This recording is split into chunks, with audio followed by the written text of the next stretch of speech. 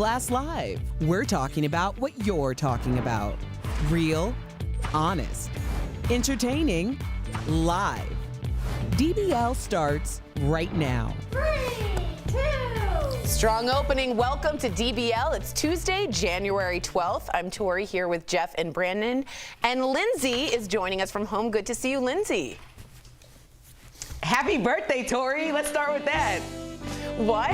Well, we were supposed to surprise her at another block. Way to just go ahead and jump the show, Lindsay. But happy birthday, excuse me. There's nothing wrong with 2 happy birthdays. The whole day, the whole week, actually all of January should be your celebration. That's what I did in December. All of January. So I turned 39. Super proud of it. It's a privilege. I'm honored to be 39. I was about to card you this morning. That's right, What? right? Huh? Anything? Jeff? I got anything nice? I had a happy birthday celebration planned in the D block, if you guys want to know. Oh, stick around. Stick around. Stick around. I'm going to say happy birthday to Tori. Oh, boy.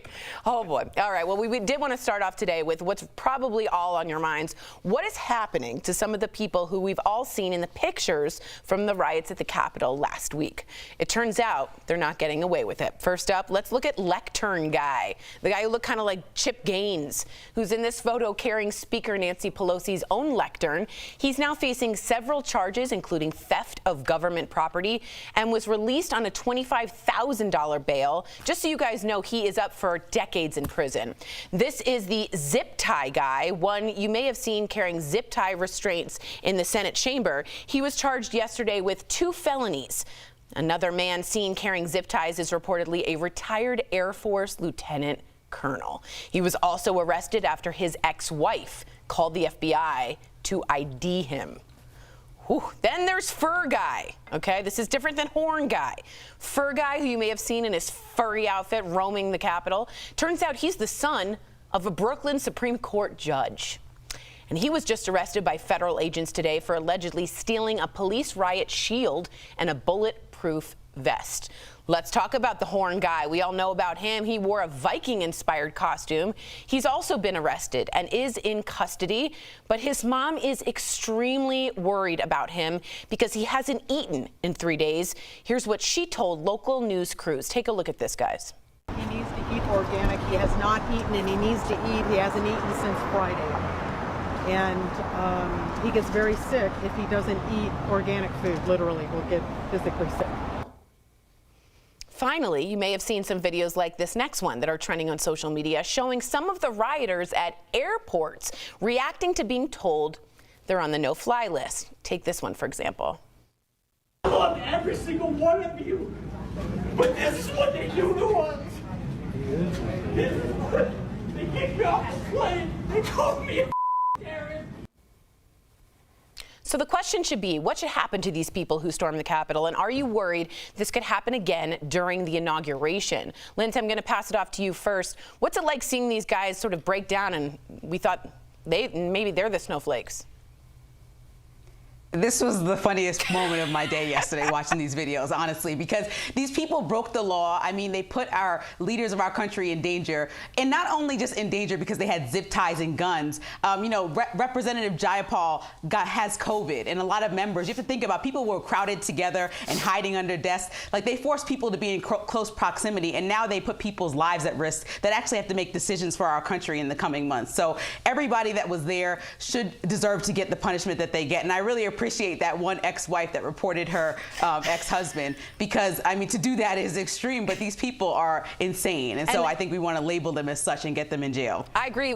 There's also a daughter that has ID'd her mother and father, both parents who have now been arrested. Brandon, you were nodding your head along with, you agree with Lindsay that these people should be prosecuted, and the ex-wife did well? Yeah, but I'm not focused on these people because I'm Jeff, and we watch mob. We talk about mob documentaries and stuff all the time. These guys were just pawns. These guys were low level. I want to know who was complicit on a higher level, because we have Ohio PD or different law enforcement agencies across the world, across the nation, looking at these videos, saying if some of their own police officers were involved, and we had former military personnel in these storming the Capitol as well. So while these are the low-level guys that we can have nicknames to, the Horn Guy and all, I want to know who were the power players that were involved, because this is dangerous. Yeah. This is beyond dangerous. Yeah, that could be a conspiracy. It could be true. Yeah. I don't know what's what. But for right now, we do know that they got involved in some sort of mob mentality, stormed the building. Whether there were plans beforehand or not,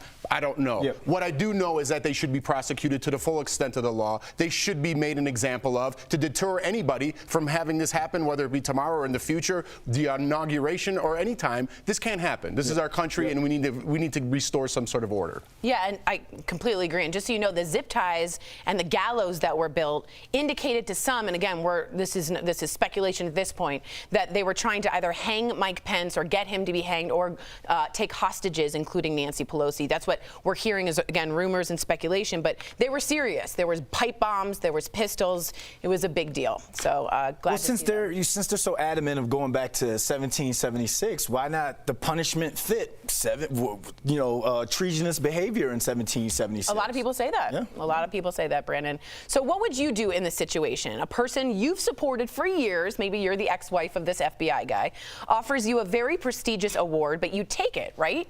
What if that person is now accused of inciting a riot? Well, that's the situation Patriots head coach Bill Belichick faced. He has announced that he's actually going to turn it down. And what we're talking about is the Presidential Medal of Freedom. He said last week's riots were the reason why. Belichick and President Trump's friendship definitely goes back years. And he's even wrote a letter of support for him in 2016. Belichick is a polarizing character. You either love Bill Belichick or you don't. Brandon, ex-NFL player, what do you think of this decision? It was a big choice to say, I don't want the highest award given to a civilian at all. I thought about Jeff Schroeder when I heard about this, because Jeff's been a lot of people, the climate right now in America is pretty tense right now. But then I think about football. Jeff used to play as well, and I think about what the locker room represents. It represents this country, because in the football locker room you have people coming from all different types of walks of life, but on that Sunday, on that game day, it's all about putting yourself behind the team. It's all about the team. So when you think about this and everything that the NFL trying to clean up its image when it comes to social injustices and equality, I think this was beyond great by Bill Belichick to step back and remove himself from this, because what do we learn? Life, accountability lessons, and unity. Yeah, I mean, Bill Belichick doesn't need another award, right? Even though this is maybe the highest honor you could achieve, right? He's achieved a lot in his life. And I think right now, I can't speak for Bill Belichick, but he's got a locker room to lead, right? He's got a team to lead and an organization to lead. And for me, you lead by example, not what you write on Twitter, not what you accept from the president. So I believe he's doing the right thing for what his job is. He's not that guy to be in the spotlight or anything like that, and I don't want to speak for him. My question is to pose another point of view to you guys. So if that's wrong and you're not accepting this from Donald Trump, are you returning your Oscar that Harvey Weinstein won you, and so on and so forth with Grammys and other Oscar and other awards like that? Are Goodwill Hunting guys do they no longer have their Oscar? Very interesting point to bring that up. Lindsay, what do you think? And do you think if Belichick went, he would be endorsing Trump by doing so? But great point by Jeff. What do you think about that?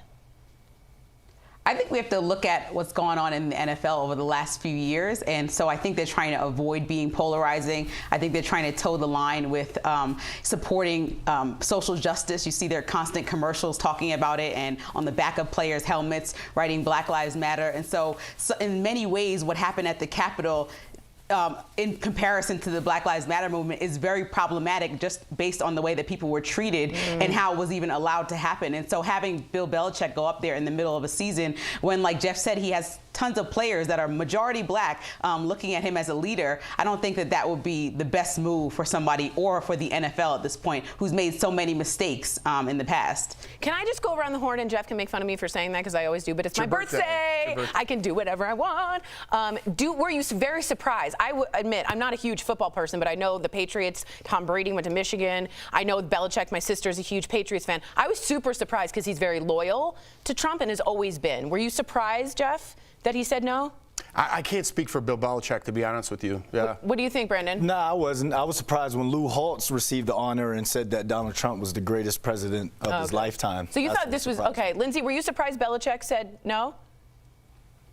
I was surprised because he stood pretty firm in his friendship and support for Trump, but I think that even this crossed the line for people that supported or even voted for Trump a couple of months ago, knowing that he was complicit in what happened to many people over, the things that he said and done that led to people storming the Capitol. I think that choosing to accept that honor right now is so heavy that it would have caused problems for him and the entire league. Yeah, I think you're absolutely right. It's interesting. Let me know what you guys think if you're a Belichick fan. Rob, our camera guy, is not. Lindsay, stick around. Coming up on DBL, our medical pro, Dr. Payal Kohli, is telling us how the pandemic is impacting seasonal influenza numbers this year. That's the flu, if you didn't know. And are you sticking to your New Year's resolutions, like getting fit, or have you already thrown in the towel? Why it's easier said than done for many of us, but we have solutions. Coming up next.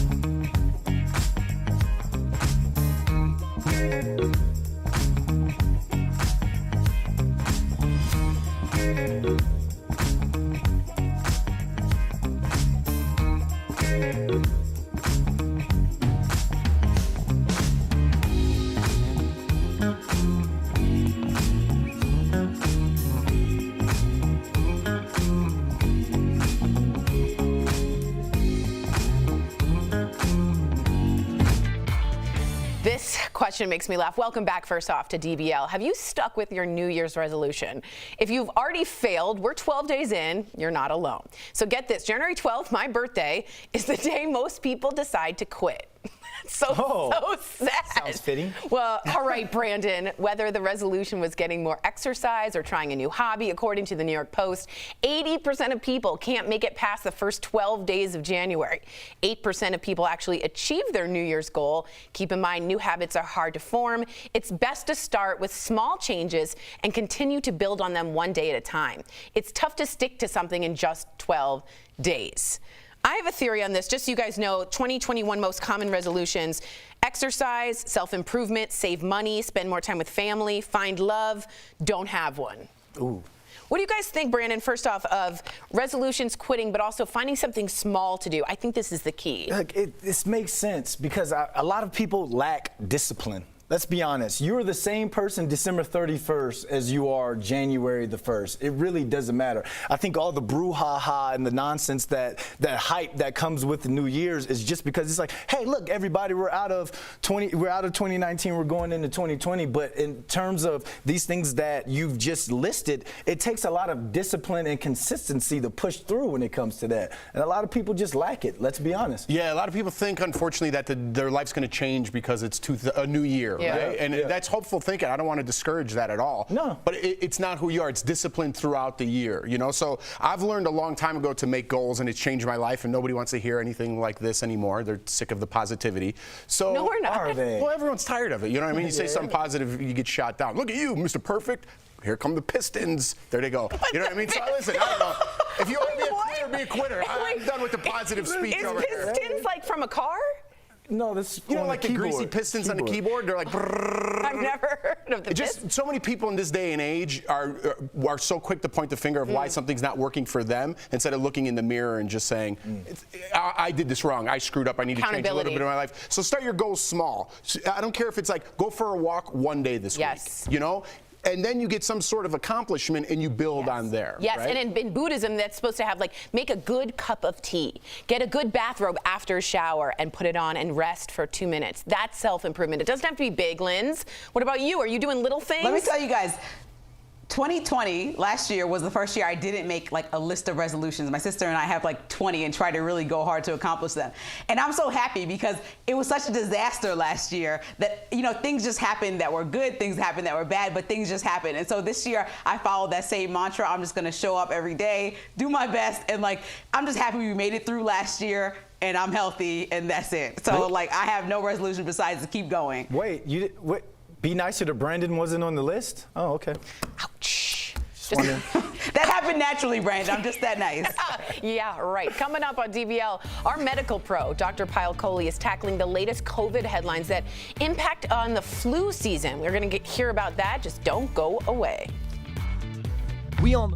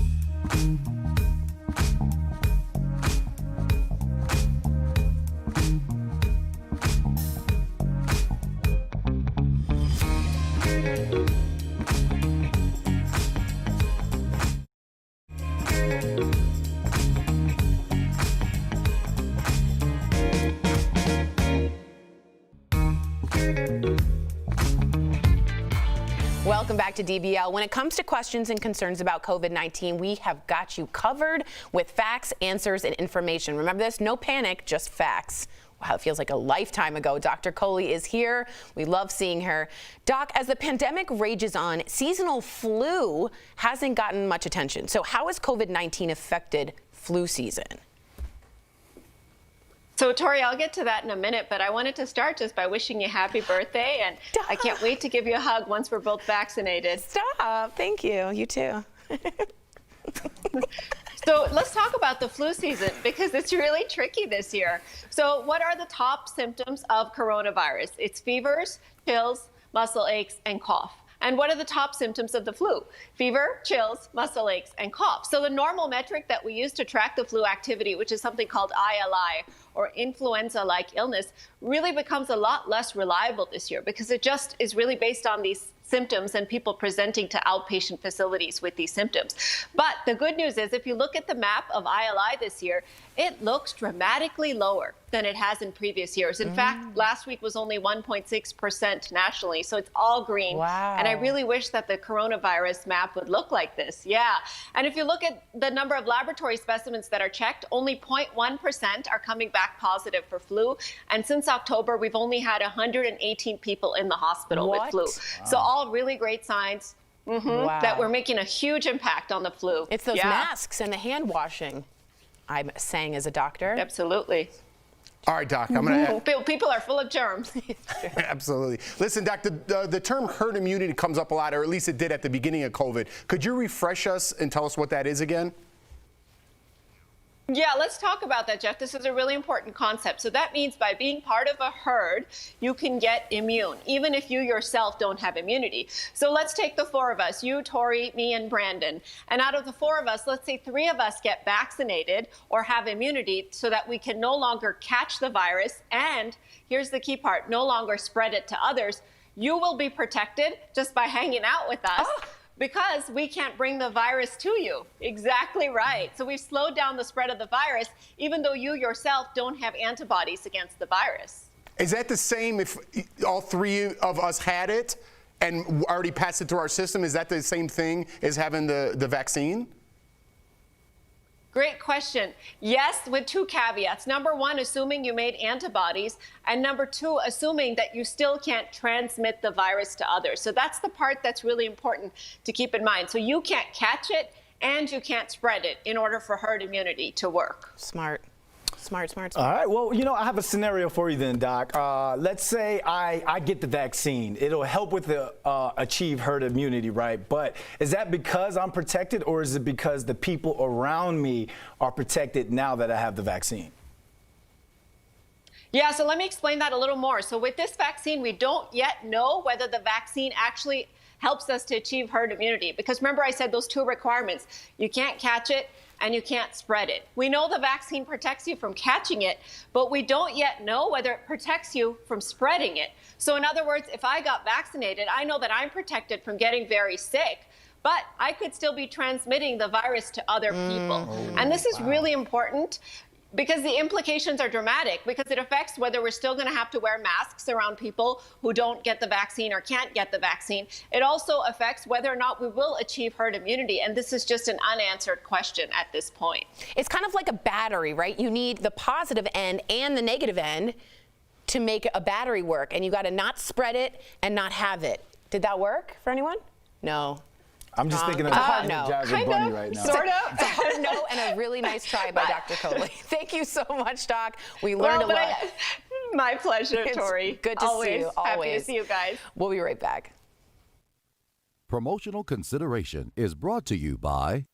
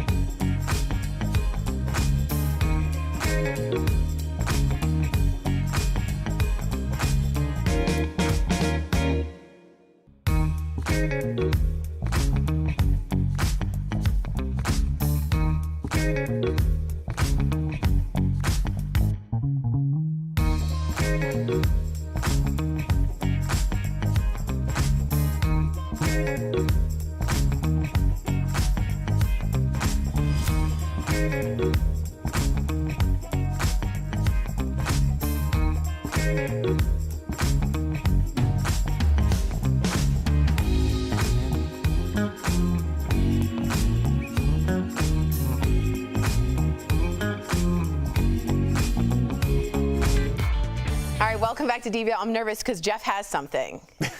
I'm nervous. You don't see the big finger in the screen over there. Tori, happy birthday. Thank First you. What a great actress. What a great actress. What is this? We want to say happy birthday to Thank you. We have a birthday camel. No, we don't. We don't. We have a montage. That's a throwback for me and Tori. We do have a Tori montage that we'd like to play. No way. Let's roll. No way. I had to go to the bathroom. Okay, we're going to skip you, Tori, and start with Jeff, okay, because you're late. Welcome to Daily Blast Live. It's Monday, February 3rd. Why did you say it like I was that? doing it different. Hey, what's going on, Danny? I'm Bane. You feel better? Yeah. Okay. Right, so the judge can hear how really awful was this, how terrible was. Is that a moth in the? Yeah. Oh, God. no. Everyone be careful. What's the cutest season? Fall. Autumn. Every time I interrupt someone, I have to do 3 push-ups. I don't feel right, let's good see. about this. Wait. Yeah.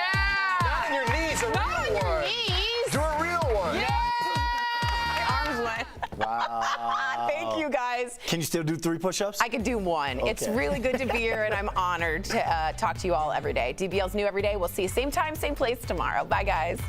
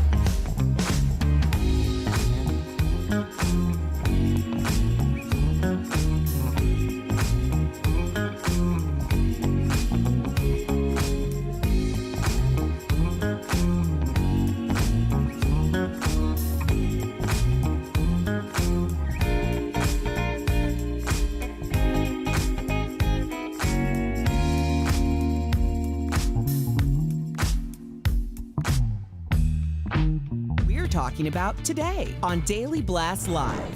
Nearly a week after the chaos at the Capitol, what's happening to the rioters now? Like this guy with the horned hat and the guy carrying the lectern. As airport drama unfolds with rioters told they're now on the no-fly list. They called me a terrorist. Patriots coach Bill Belichick turns down the Medal of Freedom from President Trump. Did he do the right thing? Gadgets galore. From a smart face mask to a household robot, we've got to look at the hot ticket items from this year's Consumer Electronics Show. And Ken Jennings makes his debut as guest host on Jeopardy with an emotional tribute to Alex Trebek. Like all Jeopardy fans, I miss Alex very much. Real, honest, entertaining, live. Daily Blast Live starts right now.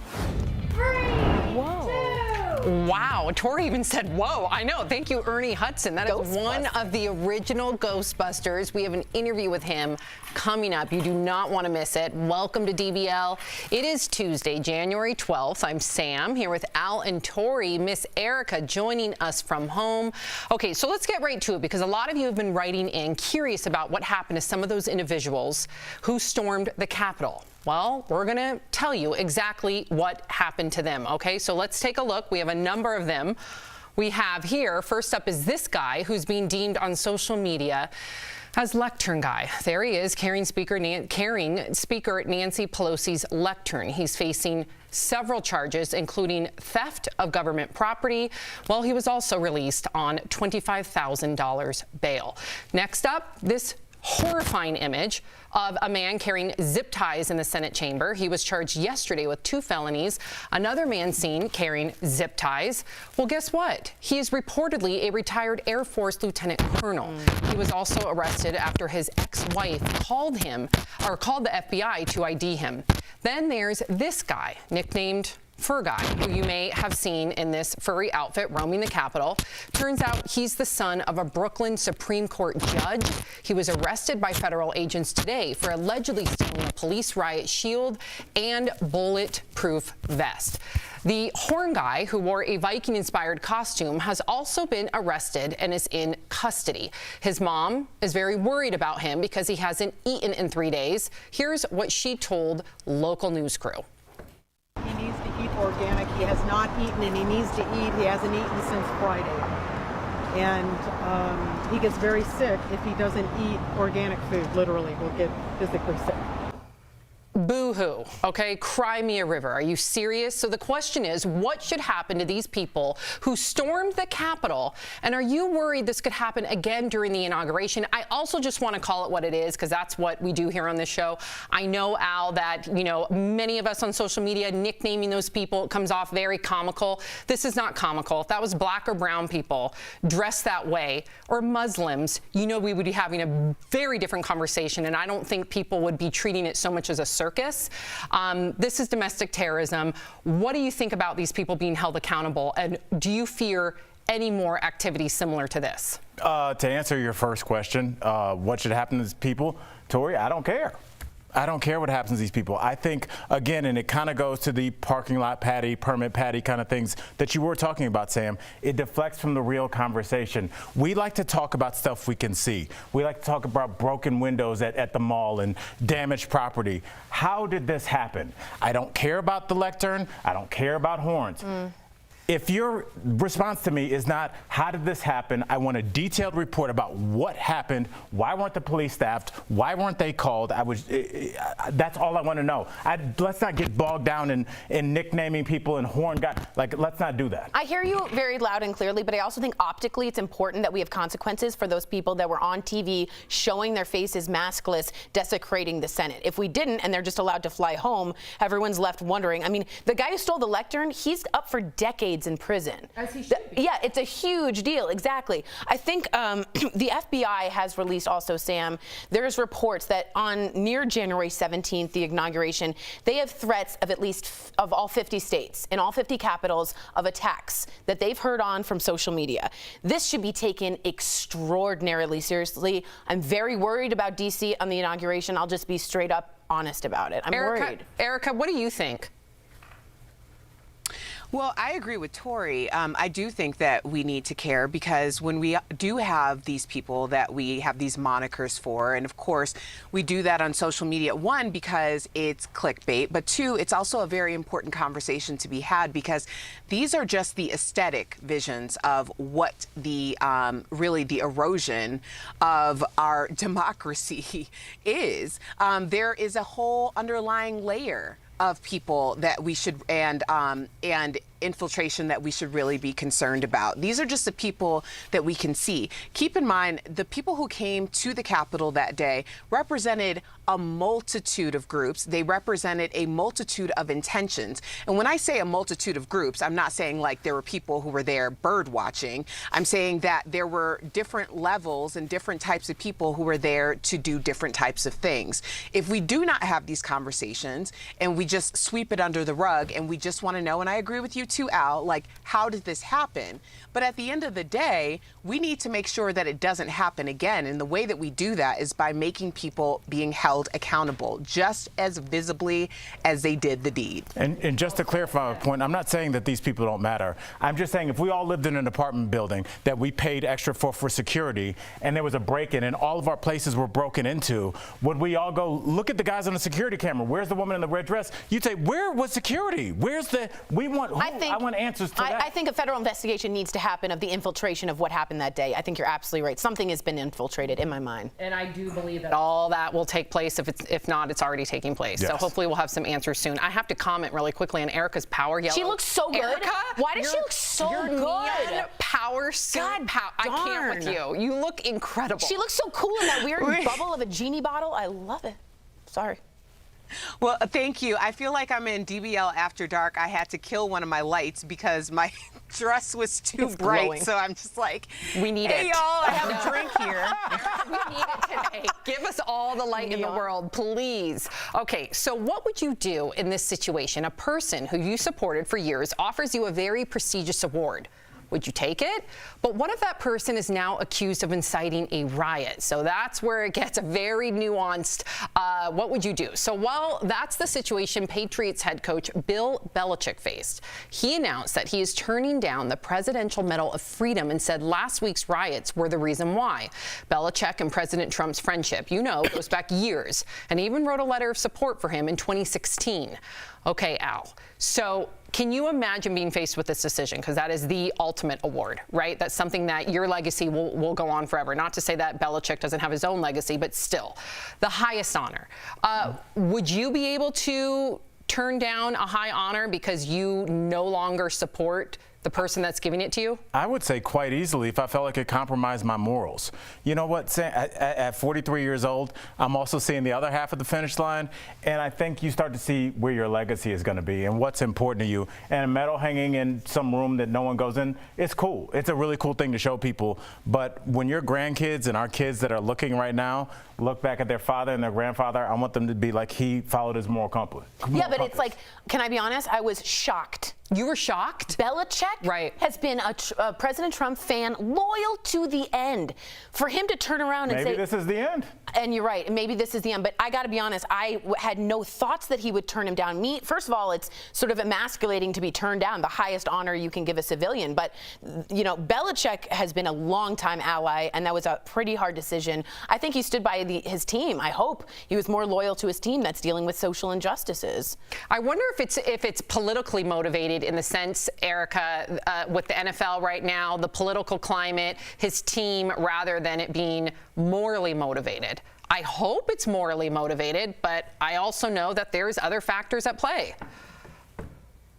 Well, he did state, or at least his representative stated, that it was important that he stand in unity with his team, with the NFL, the players. Obviously, they're dealing with a lot of social justice issues that are being brought to the forefront in sports. This is a credibility issue. If you don't have your credibility, then you really have nothing. In the past few years, that has really been tainted by a lot of hooey, for lack of a better word. At the end of the day, you need to be a person of integrity. You need to be a person who is consistent for people to follow you. That is at least the fundamental part of being a leader. So I do think it had a lot to do with how he was going to go back to his team. Plus, I think at this point, that award has a major asterisk by it. Yeah, that's true. Were y'all shocked? I was shocked. Erica, were you shocked? I was shocked. Can we be shocked anymore? That he turned it down? I thought he would for sure. I don't know if we can be shocked anymore, guys. And I think at this point, with what we just saw on TV last week, I think all bets are off. And I think we need to go into another place. We're not talking about awards. We're talking about people's lives not being lost on the 20th. Well said, Erica. You and your beautiful power suit stick around. Gorgeous. How did you guys let her get away with saying hooey? She said hooey because of her. I almost. You guys would have ran me off this. I did. But Erica was on such a roll. Agreed. I didn't want to detract from that. But believe me, I almost called her out for saying hooey, especially in that power suit. Yeah. Our medical pro, Dr. Biocoli, is telling us how the pandemic is impacting seasonal flu numbers this year. Plus, from Ghostbusters Afterlife, look who it is, guys. Actor Ernie Hudson. He's telling Jeff all about the exciting new reboot and Bill Murray's off-screen antics. Bill, come on our show. And are you sticking to your New Year's resolutions like getting fit? Or have you already thrown in the towel? Why it's easier said than done for many of us. Coming up next.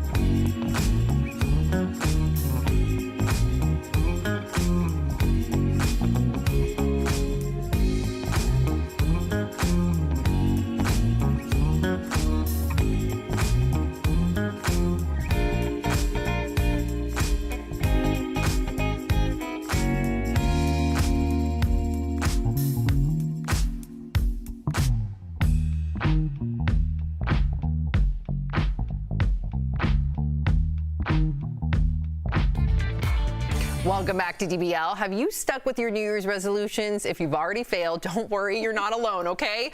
Get this, today, January 12th, yes, on somebody's birthday, we'll reveal that later in the show, is the day most people decide to call it quits. Whether the resolution was getting more exercise or trying a new hobby, according to the New York Post, about 80% of you can't make it past the first 12 days of January. Just 8% of people actually achieve their New Year's goal, so keep in mind, new habits are definitely hard to form. It's best to start with small changes and continue to build on them one day at a time. It's tough for something to stick to in just 12 days alone. So, okay, so this is the first year that I did not write down any New Year's resolutions, but we all know that Erica Cobb is the queen of manifestation. Yep, she puts up that vision board. She writes down her goals. So, Erica, have you stuck to your New Year's resolutions, and have you actually come up with some this year? I didn't do New Year's resolutions. I've been pretty transparent about the fact that New Year's Eve and New Year's Day was a very tough couple days of loss. It made me really rethink some things. I'm actually doing my vision board tonight because I think that when you're really trying to manifest things, that's an ongoing journey. So I'm just giving myself some grace right now. Good for you, Erica. Can I just say this for New Year's resolutions? I don't think people want to do them. I think you do what you want to do. What do you mean? A lot of people want to do them. I don't think, if a lot of people wanted to exercise, they would. I think a lot of people have other hobbies that they are already doing. I don't think all of a sudden at 37 years old, you're like, oh, I'm bowling now. That's not true. This is the common, these are the most common resolutions. And number one, Al, 45% is exercise. Number two, 37% is self-improvement, then save money, spend more time with fam, find love, improve career, and then 25% of people don't have one. That would be me this year. That would be you this year. And just so you know, in Buddhism, it is the very smallest thing you should do. So every day, make a great cup of tea. What? Very small. Don't overdo it. Every time you take a shower, put yourself in a really nice bathrobe. Little things like that can be self-improvement. It doesn't have to be like, I'm changing my life and I'm losing 8 but pounds. We don't have to set the bar on the floor. We can step over a little bit and have some goals. Erica, stop laughing. Erica, my goal is to tie my shoes and to not No, it's not. scrub the toilet with my toothbrush. That's my goal today. Listen, Japanese people have the tea ritual because it's all about the crafting of doing the same thing in a routine. Yeah, that's meditative. I get that. Very much Where's the word hui when you need it. Well, I think Tori meant the meditative process of doing something with a series of steps. But Tori just made it sound like don't clean up her tea analogy No, but that really, took up a third of the block. A hot cup of coffee. You make your understand what she means. Okay, We get what she means. And water. We got it. No, I think that's a beautiful analogy. Thank you, Sam. That's going to be my New Year's resolution. Make a perfect, meditative, step-by-step cup of tea. That's what There's a bunch of hootenanny up here tonight. Oh my God. Okay. Coming up on DBL, Jeopardy superstar Ken Jennings makes his debut as guest host on the hit game show. Do you think he should get the gig permanently? And our medical pro, Dr. Piocoli, is tackling the latest COVID headlines, including the impact on flu season. Do not go away.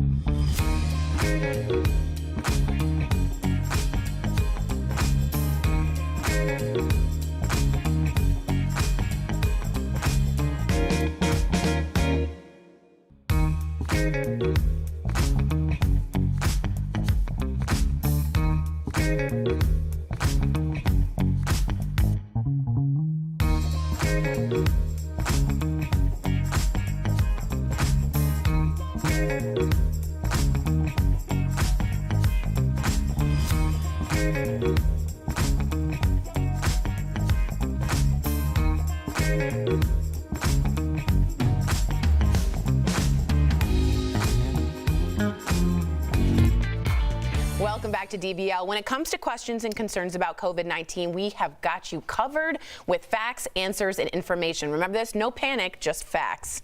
Wow, it feels like a lifetime ago. Dr. Coley is here. We love seeing her. Doc, as the pandemic rages on, seasonal flu hasn't gotten much attention. So how has COVID-19 affected flu season? So, Tori, I'll get to that in a minute, but I wanted to start just by wishing you happy birthday, and I can't wait to give you a hug once we're both vaccinated. Stop. Thank you. You too. So let's talk about the flu season because it's really tricky this year. So what are the top symptoms of coronavirus? It's fevers, chills, muscle aches, and cough. And what are the top symptoms of the flu? Fever, chills, muscle aches, and cough. So the normal metric that we use to track the flu activity, which is something called ILI, or influenza-like illness, really becomes a lot less reliable this year because it just is really based on these symptoms and people presenting to outpatient facilities with these symptoms. But the good news is if you look at the map of ILI this year, it looks dramatically lower than it has in previous years. In fact, last week was only 1.6% nationally, so it's all green. Wow. And I really wish that the coronavirus map would look like this. Yeah. And if you look at the number of laboratory specimens that are checked, only 0.1% are coming back positive for flu. And since October, we've only had 118 people in the hospital with flu. Wow. So all really great signs that we're making a huge impact on the flu. It's those masks and the hand washing, I'm saying as a doctor. Absolutely. All right, Doc, I'm going to... People are full of germs.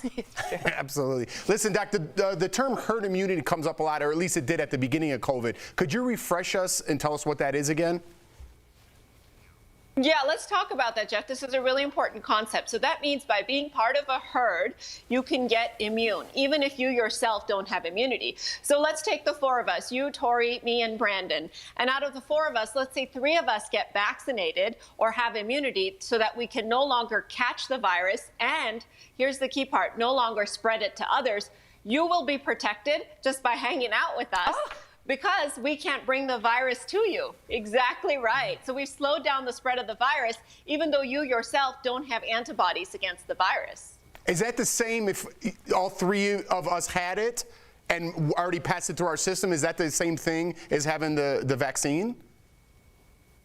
Great question. Yes, with two caveats. Number one, assuming you made antibodies. And number two, assuming that you still can't transmit the virus to others. So that's the part that's really important to keep in mind. So you can't catch it and you can't spread it in order for herd immunity to work. It's kind of like a battery, right? You need the positive end and the negative end to make a battery work. And you got to not spread it and not have it. Did that work for anyone? No. I'm just thinking of hard no. Jazzy Bunny right now. Sort of. It's a hard no and a really nice try by Dr. Coley. Thank you so much, Doc. We learned a lot. My pleasure, Tori. Good to see you. Always. Happy to see you guys. We'll be right back. Promotional consideration is brought to you by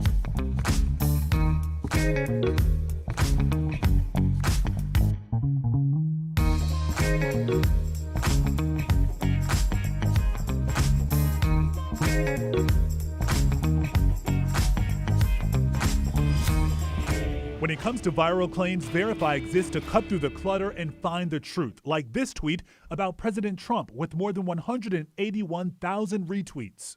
It says, for those wondering if it's worth impeaching him this time, it means he loses his $200,000 plus pension for the rest of his life, loses his $1 million a year travel allowance, loses lifetime full Secret Service detail, and loses his ability to run in 2024. Heather from Riverdale, Maryland reached out to the Verify team asking us any idea of what's true. So let's verify whether this tweet on what President Trump stands to lose is accurate. Our sources are the Former President's Act, a Congressional Research Service report, American University history professor Alan Lichtman, and Michigan State University law professor Brian Colt. Both our experts agree this tweet's wording is a bit off. Impeaching the president alone would not strip him of his benefits. He would have to be impeached and convicted by the Senate. And that comes from this law, the Former President's Act, which entitles those who served as president to things like a pension, an office space, office staff, and money for travel and security. Here's the thing, a former president removed by impeachment would not qualify. In other words, if his term ends on the 20th at noon, he gets these benefits under current law. If he resigns, he gets them too. So if the Senate tried and convicted President Trump, he would not get a pension, travel fund, or other benefits. Our experts both agree he would still get security. Brian Colt points to another U.S. code, which grants it to all former presidents and spouses for life. Alan Lichtman points to a recent amendment to the Former President's Act that restored Secret Service protection. As for whether an impeached and convicted president could run next election cycle, Lichtman says that's up to Congress. Actually, two votes that the Senate could take. One is conviction, and the other is barring him from running for any federal office, including the presidency. So we can verify impeachment alone would not strip President Trump of any of these benefits. He would also have to be convicted. Plus, he gets his security detail. With your Verify, I'm Lorenzo Hall.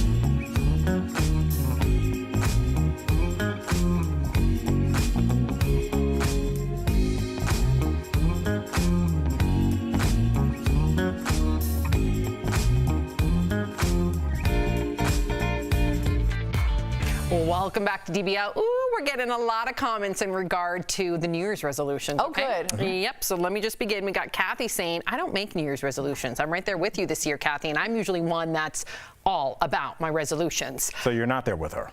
Well, not this year. Well, this year I'm with her. Yes, but the previous 3 decades, you're not with her. The previous 3 decades, I have been like vision boards, write everything down. So then how can you be with her? You literally are being counterintuitive to your point. Let her read. Nope, this year I'm doing something new. I haven't messed with Sam.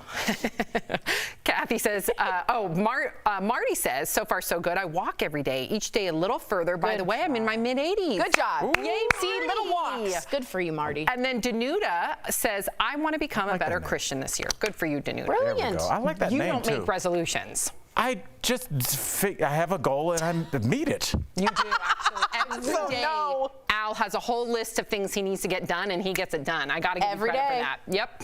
And remember to watch DBL on Facebook or YouTube. You can chat with other viewers and with the host during the commercials, and we're going to read your comments on TV like we just did. It's your chance to be part of our DBL Nation.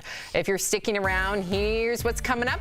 Jeff is catching up with Ghostbusters Afterlife star Ernie Hudson, what it's like to return to the iconic franchise.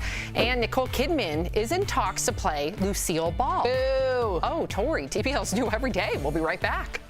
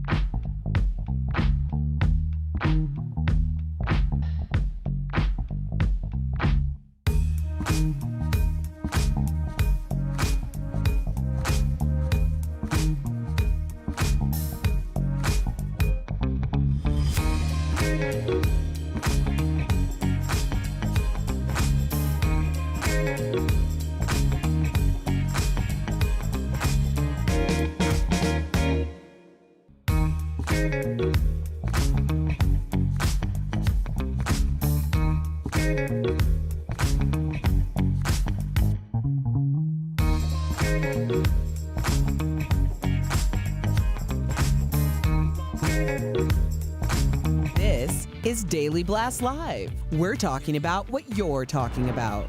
Real, honest, entertaining, live. DBL starts right now. 3, 2. Welcome to DBL. I'm Sam here with Al and Tori. Erica joining us from home. Okay, so Ken Jennings made his debut hosting Jeopardy last night by paying tribute to Alex Trebek, who passed away from pancreatic cancer in November. Watch. You know, sharing this stage with Alex Trebek was one of the greatest honors of my life. Not many things in life are perfect, but Alex did this job pretty much perfectly for more than 36 years, and it was even better up close. We were dazzled by his intelligence, his charm, his grace, really, there's no other word for it. Like all Jeopardy fans, I miss Alex very much, and I thank him for everything he did for all of us. Let's be totally clear, no one will ever replace the great Alex Trebek, but we can honor him by playing the game he loved. Wow. Ken tweeted out this photo of an audience ticket to the first Jeopardy show hosted by Alex. He said he kept it in his pocket while hosting as a good luck charm. I got to start with you, Erica, because you've made it no secret that you are a huge fan of Jeopardy. You watch every single episode. What do you make of Ken Jennings replacing Alex? I mean, that's for now, right? Apparently, Katie Couric's going to have her turn at it. There's going to be others, perhaps. Who do you think should replace Alex? I know he can't be replaced, but... Good one, Sam. I think that it is a... Sam just ran out of words, Erica. No. She went down to the well and pulled it up, and the bucket was just empty. I am having the highest frequency feedback in my ear. Oh, you are? Okay, Yes, I'm I am. Okay. Erica. Okay, Sorry, Erica, Sam. Well, I think that it's appropriate that they kind of have a rotating cast of people who are going to kind of take over and lead for the next foreseeable future. I think if you have one person, then there's too many comparisons to Alex Trebek, and I don't believe that that's fair to the next person who may come in. So I do enjoy having there be a diversity of people. Well, can I ask you guys this? Well, we saw, I mean, because the only person I would say that's more beloved than Trebek was Bob Barker. And we saw Cleveland's own, say his name, because I forgot it. He's from Cleveland. Drew Carey. Cleveland's own. Yeah, and then I forgot his name. Wow. Yeah. Do you have high frequency feedback in your ear yes, too? we both have that excuse. No, you don't. But he took he took over, and it was pretty seamless. Yep. Who better to take over than the show's best contestant that seemed to have a real personal connection with Alex? I'm not going to lie. I agree with Al on this one. I think Ken Jennings, I don't know why I would lie. Your voice. Yeah, no, you're talking like a 1930s, like, Derby announcer. All right, I'm just, high frequency is what they said in my ear. All I'm saying to you now is Ken Jennings is the banter, the improv, the wit. He's the best at Jeopardy, and they got along. Leave him in there. He is so touching, so authentic. I would watch just for him, and you can't say that for everybody. And there seems to be a connection. Go ahead, Erica. I have to say, because last week I was in the car with my dad, my brother, and my mom, and I started watching Jeopardy because my dad and my older brother Patrick would watch it every single day, and they actually both auditioned for it. Whoa. But they were having the conversation, about Ken Jennings, and then my mom chimed in about how, there were some things that were coming out that he wasn't, Alex Trebek-y, and then we had this whole conversation about it, about the idea that Alex Trebek really created. Remember when we heard his interview, or maybe I heard it, where he talked about the way that he spoke, his cadence, how it was important to take himself out of it. And Alex Trebek came to age when we didn't have social media and everybody didn't know every single thing about you. So Ken Jennings doesn't really have that same thing going for him in that respect. I think that he's an amazing idea to come on and host the show, but you can't separate the man from the hosting the way that Alex Trebek was able to do over so many years, and that's why it was so successful. So I just thought that that was an interesting conversation to add to the mix. Well said, E. Okay, so a new biopic about the life of Lucille Ball is coming to Amazon. According to Deadline, Nicole Kidman is in talks to play Lucy in a film called Being the Ricardos. Javier Bardem is also in talks to play Ricky Ricardo. The film takes place during 1 week of filming I Love Lucy, where Lucy and Desi face a crisis that could end their careers and their marriage. But some folks on social, they are not having it. They think Deborah Messing would be a better fit to play the iconic comedian. Last year, she did a spot-on impression of Lucy on Will and Grace when she recreated the famous Vitamita Vegemin episode. On Twitter, one person wondered if she was unavailable to take the role, to which Deborah replied, "Oh no, I'm available." Tori, you were very vocal about this when I was just saying that Nicole Kidman in the tease was set to play Lucille Ball. Some would say unprofessionally vocal. Why do you have such a bone to pick with Nicole Kidman playing Lucille? 3 words. She's not funny. I think that she's an amazing actress, but no way in hell can you have someone playing Lucille Ball who isn't immersed, inherently funny. Tori Shulman, how do you know? Maybe she hasn't had the opportunity to show her comic Have you ever skills. laughed at Nicole Kidman once? That's a good question, Sam. She's always been a dramatic because actress. she's not really good at being funny. I have no idea why you'd pick. Now I get it if they're doing a deep look, but you've got to have that Lucille part. And Deborah Messing, I think, nailed it. I have no idea why you'd pick someone so serious to do a part in which every bone and muscle and movement has to be funny. That's how Lucy Tori was. Shulman, didn't we do a skit when we went to the Lucille Ball? I think Tori Did we wants have to play that? the part. Let's see. We got Tori. Shut up, Rob. Lucy, I'm home. Ricky, is that you? Boy, am I glad to see you. Ooh. I stopped at the bank today. They showed me this. But Ricky, that's the check I write to the beauty parlor every month. Yeah, but they don't always come with a note on the back. Dear teller, be a doll and put this through next month. Well, I guess we know why they call them tellers. Ooh. Oh my. First of all, Al, you are quite the overactor. Second of all, Tori, you did a great job, but it looked like you had a bird's nest attached to your head. What was that? It was an attempt, and it was very Jewish the way I played it. Ricky, I'm guilty.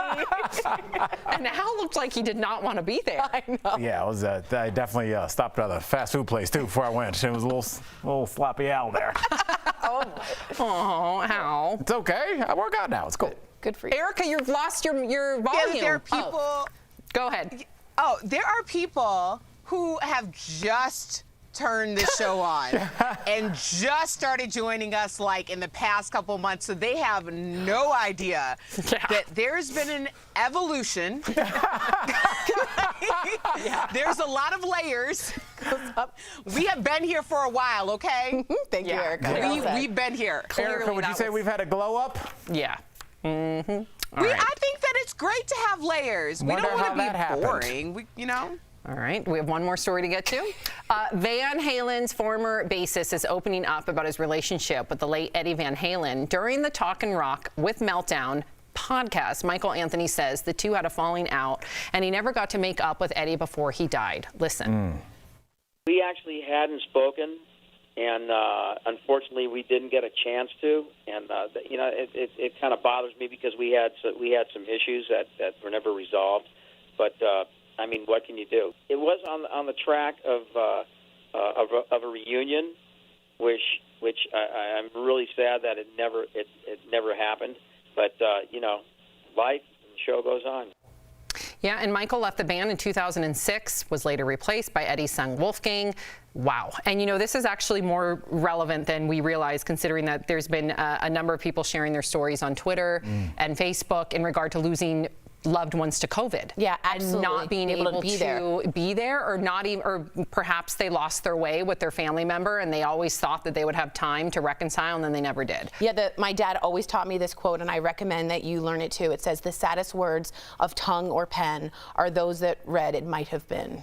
No. And it really is the regret of not being there. I'll tell you this really quickly. I saw the movie Soul. I talked to you. Is she laughing? That was such a good I told you it changed my life. And Sam, I started. I don't mean to laugh and be disrespectful. It's just the way Tori said it. Yes, it was very Edgar Allan Poe. Yes, I felt like I was at a poetry reading. But after I saw that movie Soul, I started telling my male friends that I loved them. Aww. And I remember pulling in when I drove to LA the first time, and my friend John said, "Hey man, I love you." And I was like, "Hey man, I got love for you too." And I regretted that, and I called him on my way home and I told him I loved him. Aww. Like, so yeah, it's but I'm thinking about that now. Beautifully said. Not later. You got me to watch Soul too, and it's a life-changing movie. Life-changing. It really is. And to anybody out there who are thinking about reaching out to a certain loved one, just do it. Let this be your sign. Just do it. Yep. Today. Erica, don't go away. Coming up on DBL, we're showing you some of the high-tech gadgets that are making people go wow at the annual Consumer Electronics Show. And major nostalgia when Jeff chats with Ernie Hudson from Ghostbusters. He's telling us all about the upcoming reboot that mixes the old with the new. And more poems from Tori. People like it.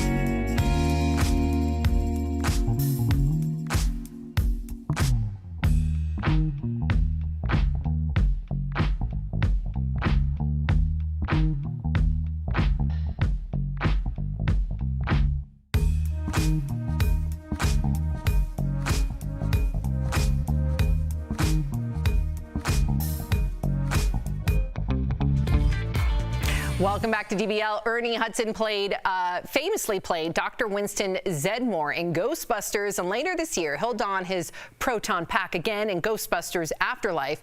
Jeff caught up with him earlier in today's Chatting with the Stars. Ernie Hudson, Happy New Year and welcome to DBL. Now let's get right into this. First of all, Ernie, you look fantastic. We're going to get there later. But Ghostbusters Afterlife is set to release in 2021. It has a gunner seat?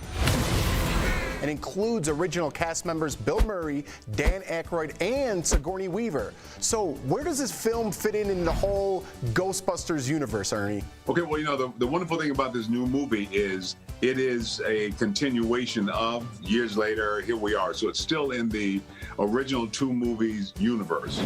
Whoa, killer replica. A replica of what? A ghost trap? I love it. Now, Ernie, some actors star in a movie and the character ends there.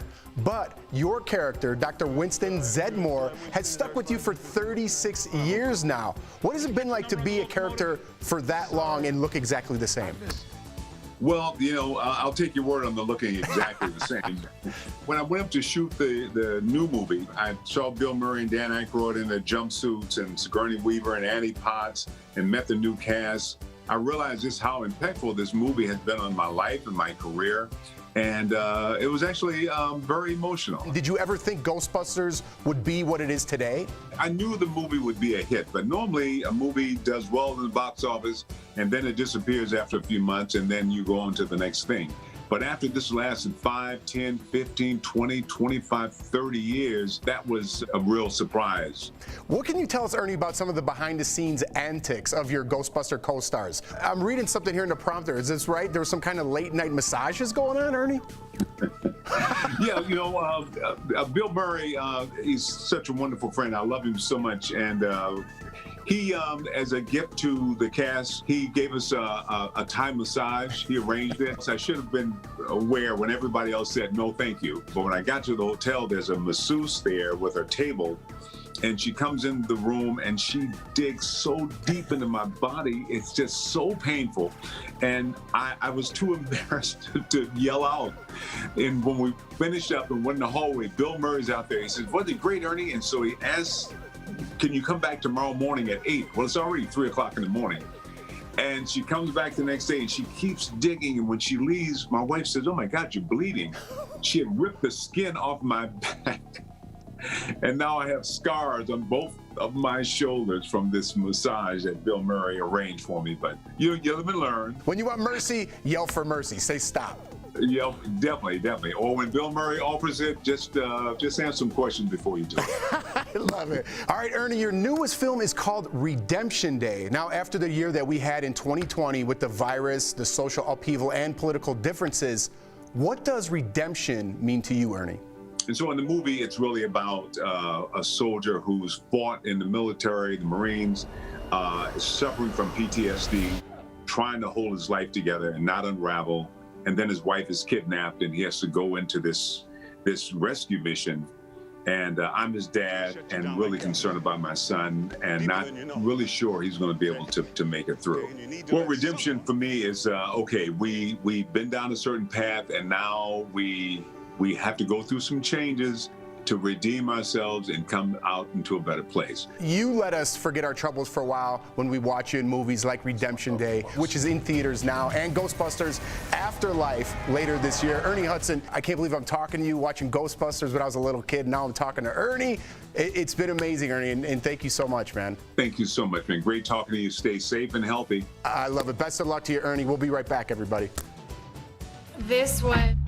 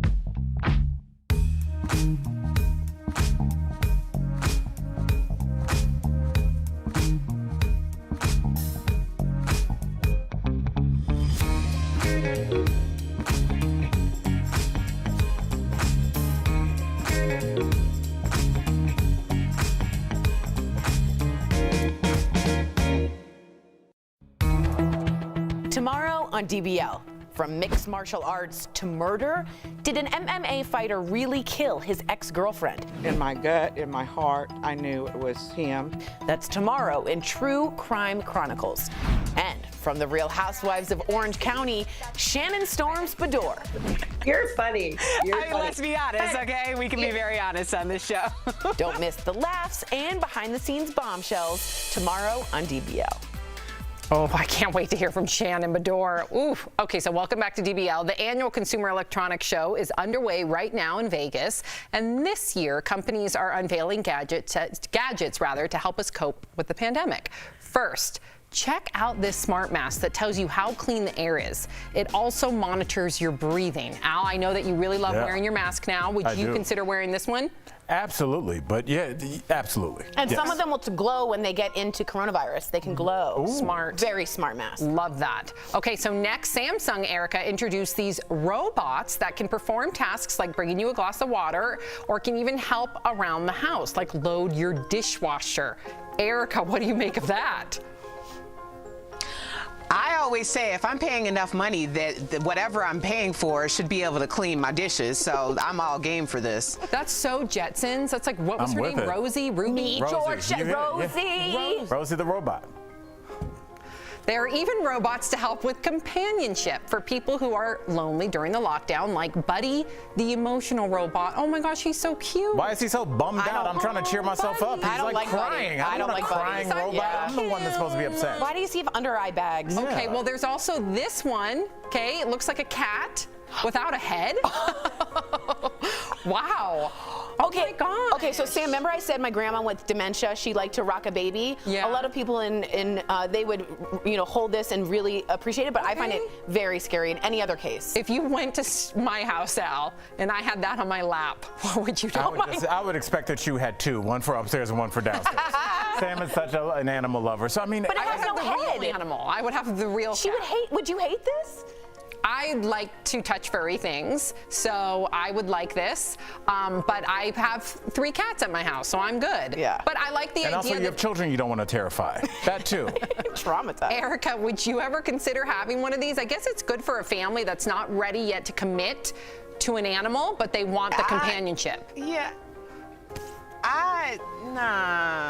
What companionship were you getting from a circular disc with a tail? To be honest, it's really, I do think for dementia and Alzheimer's patients in nursing homes, this could be an excellent way because they can just stroke and be loved. But anyone yes, but else. there's a 9-year-old in that commercial. I agree. I think it's creepy that this girl's just hanging out with her headless. Which I don't blame him. Oh, well, you know, if it's going to help people, who are we to judge? Come on. They didn't say help. It's just like they did. Super weird. They did. We'll be right back. Actually, that's all they said. Promotional consideration is brought to you by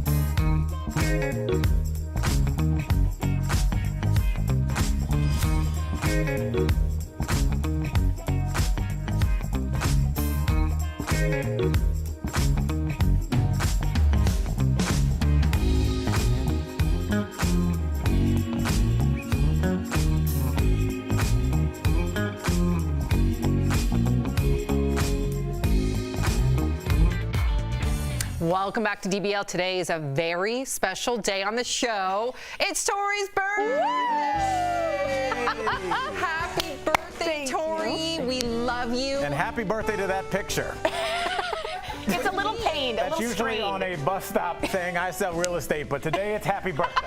We do not beat up Tori right now. I'm sorry. We do not. This is the moment where we honor her. In fact, Tori, we have a special little montage of your best clips. Yes. Here we go. Enjoy. Oh, man. I had to go to the bathroom. Okay, we're going to skip you, Tori, and start with Jeff, okay, because you're late. Welcome to Daily Blast Live. It's Monday, February 3rd. Why did you say it like I was that? doing it different. Hey, what's going on, Danny? I'm Bane. You feel better? Yeah. Okay. Right, so the judge can hear how really awful was this, how terrible was. Is that a moth in the? Yeah. Oh, no. Everyone be careful. What's the cutest season? Fall. Autumn. Every time I interrupt someone, I have to do 3 push-ups. I don't feel good about this. Wait. Yeah. Not on your knees. A Not real on your one. knees. Do a real one. Yeah. I can't do it. I can't do it. Happy birthday to you. I don't think I can sing this whole song because that's it's all you trademarked. need, please. It's licensed rather, but Tori. It's actually fair use, which is a whole other story. I'll tell you Don't about. nerd out on your birthday. What are you doing? I will say this. It is an honor to meet with you every day and to cope with what's been going on. Aging is a privilege, and I'm happy to be 39 and to spend it with you all. Really. We're so lucky to have you. Love you. You are. Thank you all. One of a kind. Thank you. Yes, you are. DBL's new every day. We'll see you tomorrow. Bye, guys.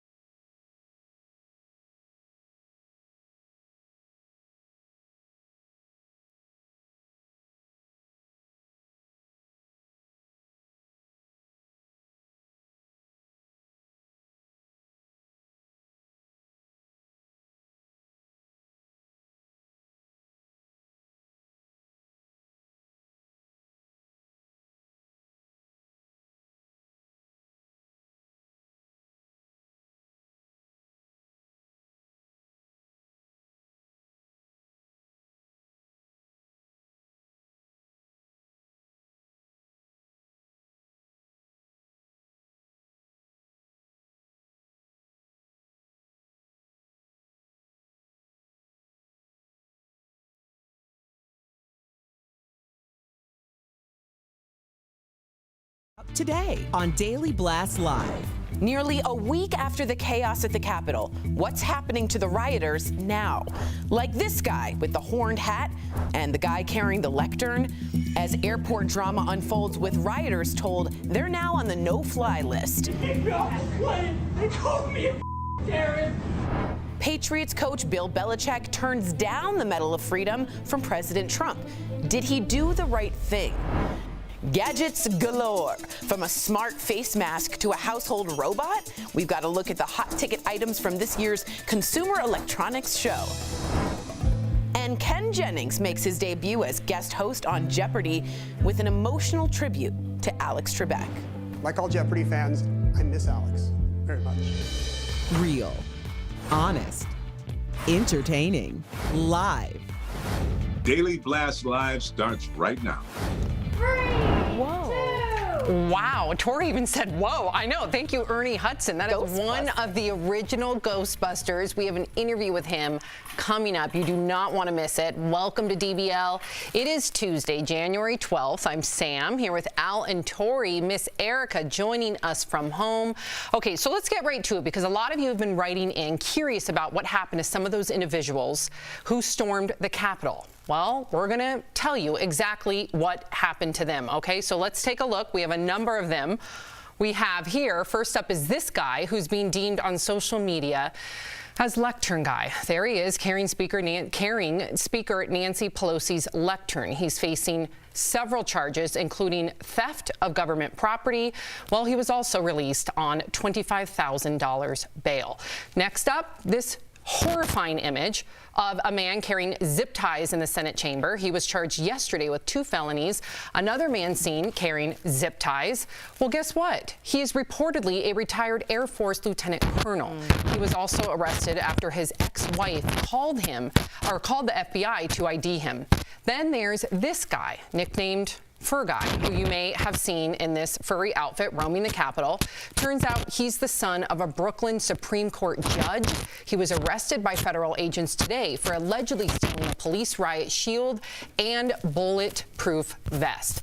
The horn guy, who wore a Viking-inspired costume, has also been arrested and is in custody. His mom is very worried about him because he hasn't eaten in 3 days. Here's what she told local news crew. He needs to eat organic. He has not eaten, and he needs to eat. He hasn't eaten since Friday. And he gets very sick if he doesn't eat organic food. Literally, will get physically sick. Boo-hoo, okay? Cry me a river. Are you serious? So the question is, what should happen to these people who stormed the Capitol? And are you worried this could happen again during the inauguration? I also just want to call it what it is, because that's what we do here on this show. I know, Al, that, many of us on social media nicknaming those people comes off very comical. This is not comical. If that was black or brown people dressed that way, or Muslims, we would be having a very different conversation, and I don't think people would be treating it so much as a circus. This is domestic terrorism. What do you think about these people being held accountable? And do you fear any more activity similar to this? To answer your first question, what should happen to these people? Tori, I don't care. I don't care what happens to these people. I think, again, and it kind of goes to the parking lot patty, permit patty kind of things that you were talking about, Sam. It deflects from the real conversation. We like to talk about stuff we can see. We like to talk about broken windows at the mall and damaged property. How did this happen? I don't care about the lectern. I don't care about horns. If your response to me is not, how did this happen? I want a detailed report about what happened. Why weren't the police staffed? Why weren't they called? That's all I want to know. Let's not get bogged down in nicknaming people and horn guys. Let's not do that. I hear you very loud and clearly, but I also think optically it's important that we have consequences for those people that were on TV showing their faces maskless, desecrating the Senate. If we didn't, and they're just allowed to fly home, everyone's left wondering. I mean, the guy who stole the lectern, he's up for decades in prison. As he should be. Yeah, it's a huge deal, exactly. I think the FBI has released also, Sam, there's reports that on near January 17th, the inauguration, they have threats of at least of all 50 states, in all 50 capitals, of attacks that they've heard on from social media. This should be taken extraordinarily seriously. I'm very worried about DC on the inauguration. I'll just be straight up honest about it. I'm worried. Erica, what do you think? Well, I agree with Tori. I do think that we need to care because when we do have these people that we have these monikers for, and of course, we do that on social media, one, because it's clickbait, but two, it's also a very important conversation to be had because these are just the aesthetic visions of what the really the erosion of our democracy is.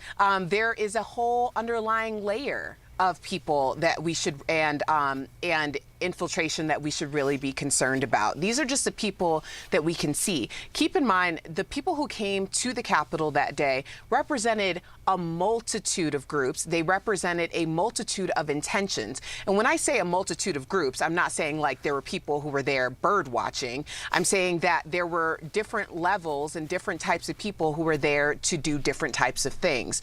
If we do not have these conversations and we just sweep it under the rug and we just want to know, and I agree with you too, Al, like, how did this happen? But at the end of the day, we need to make sure that it doesn't happen again. And the way that we do that is by making people being held held accountable just as visibly as they did the deed. And just to clarify my point, I'm not saying that these people don't matter. I'm just saying if we all lived in an apartment building that we paid extra for security and there was a break-in and all of our places were broken into, would we all go, look at the guys on the security camera, where's the woman in the red dress? You'd say, where was security? Where's the, we want, who? I want answers to that. I think a federal investigation needs to happen of the infiltration of what happened that day. I think you're absolutely right. Something has been infiltrated in my mind. And I do believe that all that will take place. If not, it's already taking place. Yes. So hopefully we'll have some answers soon. I have to comment really quickly on Erica's power yellow. She looks so good. Erica, why does she look so good? Neon power suit. I can't with you. You look incredible. She looks so cool in that weird bubble of a genie bottle. I love it. Sorry. Well, thank you. I feel like I'm in DBL After Dark. I had to kill one of my lights because my dress was too bright. Glowing. So I'm just like, we need hey, it. y'all, I have a drink here. We need it today. Give us all the light in the world, please. Okay, so what would you do in this situation? A person who you supported for years offers you a very prestigious award. Would you take it? But what if that person is now accused of inciting a riot? So that's where it gets very nuanced. What would you do? So while that's the situation Patriots head coach Bill Belichick faced, he announced that he is turning down the Presidential Medal of Freedom and said last week's riots were the reason why. Belichick and President Trump's friendship, goes back years, and even wrote a letter of support for him in 2016. Okay, Al. So can you imagine being faced with this decision? Because that is the ultimate award, right? That's something that your legacy will go on forever. Not to say that Belichick doesn't have his own legacy, but still, the highest honor. Would you be able to turn down a high honor because you no longer support the person that's giving it to you? I would say quite easily if I felt like it compromised my morals. You know what, at 43 years old, I'm also seeing the other half of the finish line, and I think you start to see where your legacy is going to be and what's important to you. And a medal hanging in some room that no one goes in, it's cool. It's a really cool thing to show people. But when your grandkids and our kids that are looking right now look back at their father and their grandfather, I want them to be like he followed his moral compass. Yeah, but it's like, can I be honest? I was shocked. You were shocked? Belichick has been a President Trump fan loyal to the end. For him to turn around and say... Maybe this is the end. And you're right. Maybe this is the end. But I got to be honest, I had no thoughts that he would turn him down. First of all, it's sort of emasculating to be turned down, the highest honor you can give a civilian. But, Belichick has been a longtime ally, and that was a pretty hard decision. I think he stood by his team. I hope he was more loyal to his team that's dealing with social injustices.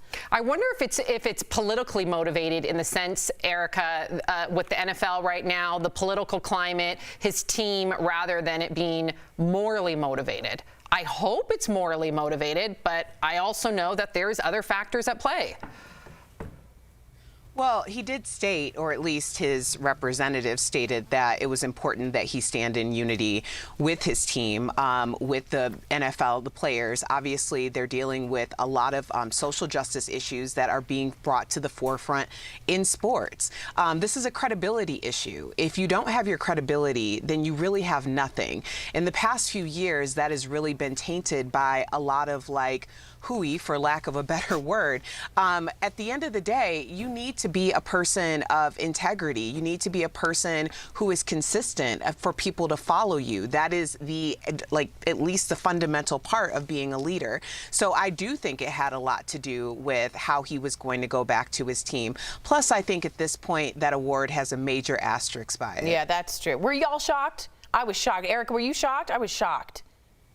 Can we be shocked anymore? That he turned it down? I thought he would for sure. I don't know if we can be shocked anymore, guys. And I think at this point, with what we just saw on TV last week, I think all bets are off. And I think we need to go into another place. We're not talking about awards. We're talking about people's lives not being lost on the 20th.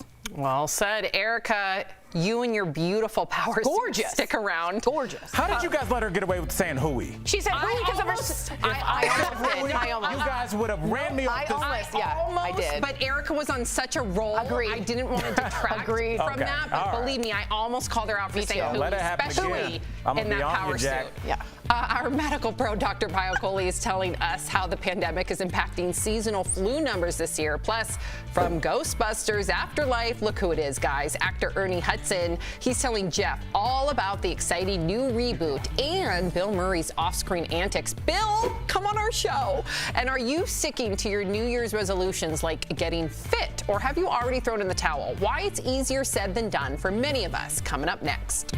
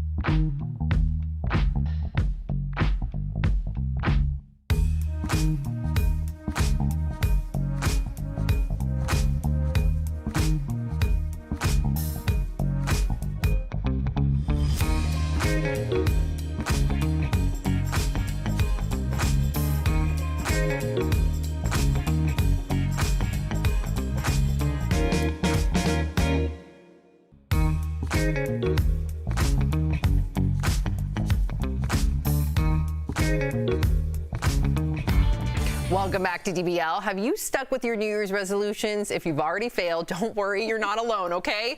Get this, today, January 12th, yes, on somebody's birthday, we'll reveal that later in the show, is the day most people decide to call it quits. Whether the resolution was getting more exercise or trying a new hobby, according to the New York Post, about 80% of you can't make it past the first 12 days of January. Just 8% of people actually achieve their New Year's goal, so keep in mind, new habits are definitely hard to form. It's best to start with small changes and continue to build on them one day at a time. It's tough for something to stick to in just 12 days alone. So, okay, so this is the first year that I did not write down any New Year's resolutions, but we all know that Erica Cobb is the queen of manifestation. Yep, she puts up that vision board. She writes down her goals. So, Erica, have you stuck to your New Year's resolutions, and have you actually come up with some this year? I didn't do New Year's resolutions. I've been pretty transparent about the fact that New Year's Eve and New Year's Day was a very tough couple days of loss.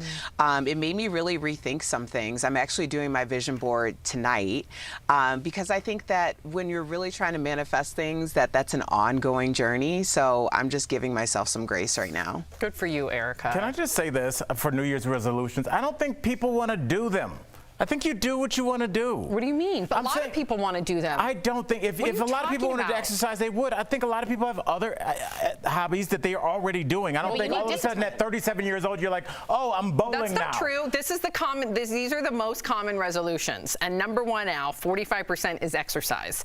Number two, 37% is self-improvement, then save money, spend more time with fam, find love, improve career, and then 25% of people don't have one. That would be me this year. That would be you this year. And just so you know, in Buddhism, it is the very smallest thing you should do. So every day, make a great cup of tea. What? Very small. Don't overdo it. Every time you take a shower, put yourself in a really nice bathrobe. Little things like that can be self-improvement. It doesn't have to be like, I'm changing my life and I'm losing 8 but pounds. we don't have to set the bar on the floor. I know. We can step over a little bit and have some goal. Erica, stop laughing. Erica, my goal is to tie my shoes and to not, No, it's not.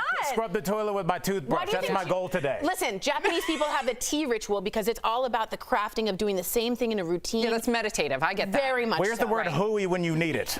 Well, I think Tori meant the meditative process of doing something with a series of steps. But Tori just made it sound like don't clean up her tea analogy No, but that really, took up a third of the block. A hot cup of coffee. You make your steps. what she means. Okay, We get what she Tea means. and water. We got it. No, I think that's a beautiful analogy, Thank you, Tori. Sam. That's going to be my New Year's resolution. Make a perfect, meditative, step-by-step cup of tea. That's what There's a bunch of hootenanny up here tonight. Oh my God. Okay. Coming up on DBL, Jeopardy superstar Ken Jennings makes his debut as guest host on the hit game show. Do you think he should get the gig permanently? And our medical pro, Dr. Coley, is tackling the latest COVID headlines, including the impact on flu season. Do not go away.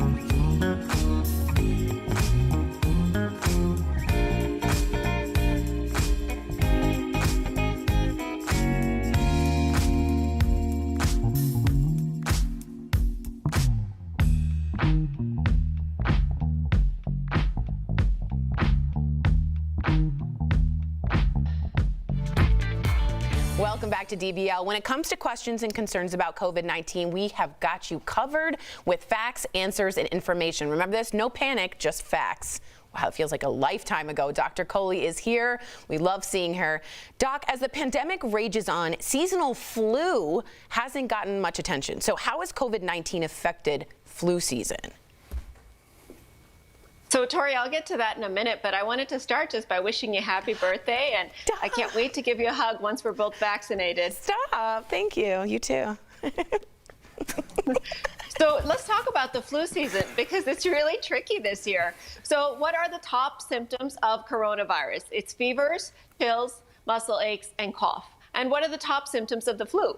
Fever, chills, muscle aches, and cough. So the normal metric that we use to track the flu activity, which is something called ILI, or influenza-like illness, really becomes a lot less reliable this year because it just is really based on these symptoms and people presenting to outpatient facilities with these symptoms. But the good news is if you look at the map of ILI this year, it looks dramatically lower than it has in previous years. In fact, last week was only 1.6% nationally, so it's all green. Wow. And I really wish that the coronavirus map would look like this. Yeah. And if you look at the number of laboratory specimens that are checked, only 0.1% are coming back positive for flu. And since October, we've only had 118 people in the hospital with flu. So all really great signs. Wow. that we're making a huge impact on the flu. It's those masks and the hand washing. I'm saying as a doctor. Absolutely. All right, Doc, I'm going to... People are full of germs. Absolutely. Listen, Doc, the term herd immunity comes up a lot, or at least it did at the beginning of COVID. Could you refresh us and tell us what that is again? Yeah, let's talk about that, Jeff. This is a really important concept. So that means by being part of a herd, you can get immune, even if you yourself don't have immunity. So let's take the four of us, you, Tori, me, and Brandon. And out of the four of us, let's say three of us get vaccinated or have immunity so that we can no longer catch the virus. And here's the key part, no longer spread it to others. You will be protected just by hanging out with us. Because we can't bring the virus to you. Exactly right. So we've slowed down the spread of the virus, even though you yourself don't have antibodies against the virus. Is that the same if all three of us had it and already passed it through our system? Is that the same thing as having the vaccine? Great question. Yes, with two caveats. Number one, assuming you made antibodies. And number two, assuming that you still can't transmit the virus to others. So that's the part that's really important to keep in mind. So you can't catch it and you can't spread it in order for herd immunity to work. It's kind of like a battery, right? You need the positive end and the negative end to make a battery work. And you got to not spread it and not have it. Did that work for anyone? No. I'm just thinking of Jazzy Bunny right now. Sort of. It's a hard no and a really nice try by Dr. Coley. Thank you so much, Doc. We learned a lot. My pleasure, Tori. It's good to see you. Always. Happy to see you guys. We'll be right back. Promotional consideration is brought to you by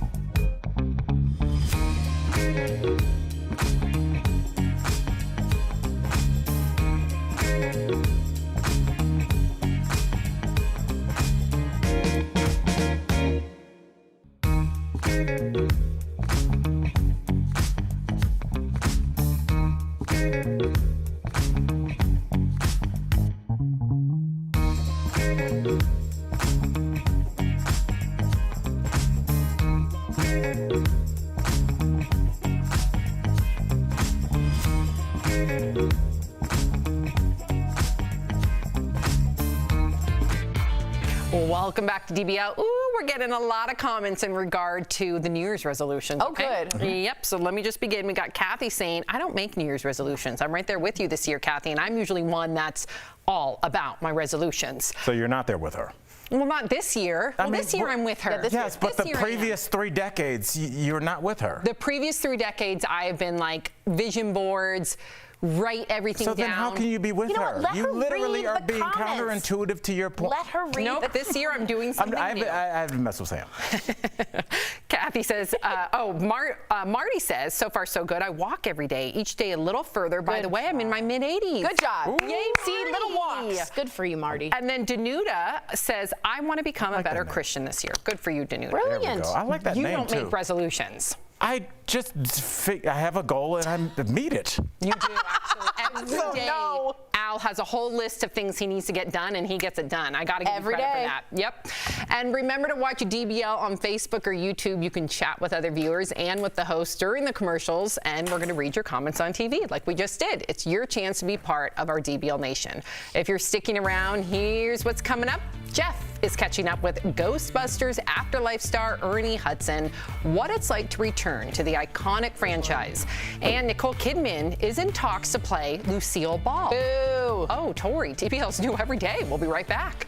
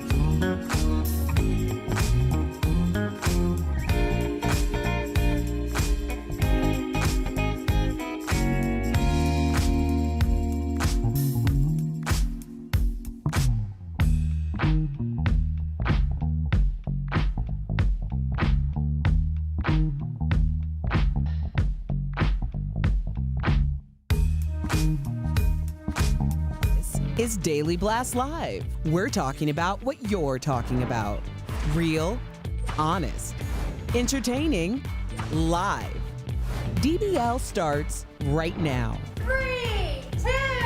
Welcome to DBL. I'm Sam here with Al and Tori. Erica joining us from home. Okay, so Ken Jennings made his debut hosting Jeopardy last night by paying tribute to Alex Trebek, who passed away from pancreatic cancer in November. Watch. You know, sharing this stage with Alex Trebek was one of the greatest honors of my life. Not many things in life are perfect, but Alex did this job pretty much perfectly for more than 36 years, and it was even better up close. We were dazzled by his intelligence, his charm, his grace, really, there's no other word for it. Like all Jeopardy fans, I miss Alex very much, and I thank him for everything he did for all of us. Let's be totally clear, no one will ever replace the great Alex Trebek, but we can honor him by playing the game he loved. Wow. Ken tweeted out this photo of an audience ticket to the first Jeopardy show hosted by Alex. He said he kept it in his pocket while hosting as a good luck charm. I got to start with you, Erica, because you've made it no secret that you are a huge fan of Jeopardy. You watch every single episode. What do you make of Ken Jennings replacing Alex? I mean, that's for now, right? Apparently, Katie Couric's going to have her turn at it. There's going to be others, perhaps. Who do you think should replace Alex? I know he can't be replaced, but... Good one, Sam. I think that it is a... Sam just ran out of words, Erica. No. She went down to the well and pulled it up, and the bucket was just empty. I am having the highest frequency feedback in my ear. Oh, you are? Okay, yes, I am. Okay. Erica. Okay, Erica. Sorry, Sam. Well, I think that it's appropriate that they kind of have a rotating cast of people who are going to kind of take over and lead for the next foreseeable future. I think if you have one person, then there's too many comparisons to Alex Trebek, and I don't believe that that's fair to the next person who may come in. So I do enjoy having there be a diversity of people. Well, can I ask you guys this? Well, we saw, I mean, because the only person I would say that's more beloved than Trebek was Bob Barker. And we saw Cleveland's own, say his name, because I forgot it. He's from Cleveland. Drew Carey. Cleveland's own. Yeah, and then I forgot his name. Wow. Yeah. Do you have high frequency feedback in your ear yes, too? we both have that experience. No, he's lying. But he took he took over, and it was pretty seamless. Yep. Who better to take over than the show's best contestant that seemed to have a real personal connection with Alex? I'm not going to lie. I agree with Al on this one. I think Ken Jennings, I don't know why I would lie. What's wrong with your voice? Yeah, no, he's from like a 1930s, like, Derby announcer. All right, I'm just, high frequency is what they said in my ear. All I'm saying to you now is Ken Jennings is the banter, the improv, the wit. He's the best at Jeopardy, and they got along. Leave him in there. He is so touching, so authentic. I would watch just for him, and you can't say that for everybody. And there seems to be a connection. Go ahead, Erica. I have to say, because last week I was in the car with my dad, my brother, and my mom, and I started watching Jeopardy because my dad and my older brother Patrick would watch it every single day, and they actually both auditioned for it. Whoa. But they were having the conversation, about Ken Jennings, and then my mom chimed in about how, there were some things that were coming out that he wasn't, Alex Trebek-y, and then we had this whole conversation about the idea that Alex Trebek really created. Remember when we heard his interview, or maybe I heard it, where he talked about the way that he spoke, his cadence, how it was important to take himself out of it. And Alex Trebek came to age when we didn't have social media and everybody didn't know every single thing about you. So Ken Jennings doesn't really have that same thing going for him in that respect. I think that he's an amazing idea to come on and host the show, but you can't separate the man from the hosting the way that Alex Trebek was able to do over so many years, and that's why it was so successful. So I just thought that that was an interesting conversation to add to the mix. Well said, E. Okay, so a new biopic about the life of Lucille Ball is coming to Amazon. According to Deadline, Nicole Kidman is in talks to play Lucy in a film called Being the Ricardos. Javier Bardem is also in talks to play Ricky Ricardo. The film takes place during 1 week of filming I Love Lucy, where Lucy and Desi face a crisis that could end their careers and their marriage. But some folks on social, they are not having it. They think Deborah Messing would be a better fit to play the iconic comedian. Last year, she did a spot-on impression of Lucy on Will and Grace when she recreated the famous Vitamita Vegemin episode. On Twitter, one person wondered if she was unavailable to take the role, to which Deborah replied, "Oh no, I'm available." Tori, you were very vocal about this when I was just saying that Nicole Kidman in the tease was set to play Lucille Ball. Some would say unprofessionally vocal. Why do you have such a bone to pick with Nicole Kidman playing Lucille? 3 words. She's not funny. I think that she's an amazing actress, but no way in hell can you have someone playing Lucille Ball who isn't immersed, innately, inherently funny. Tori Shulman, how do you know?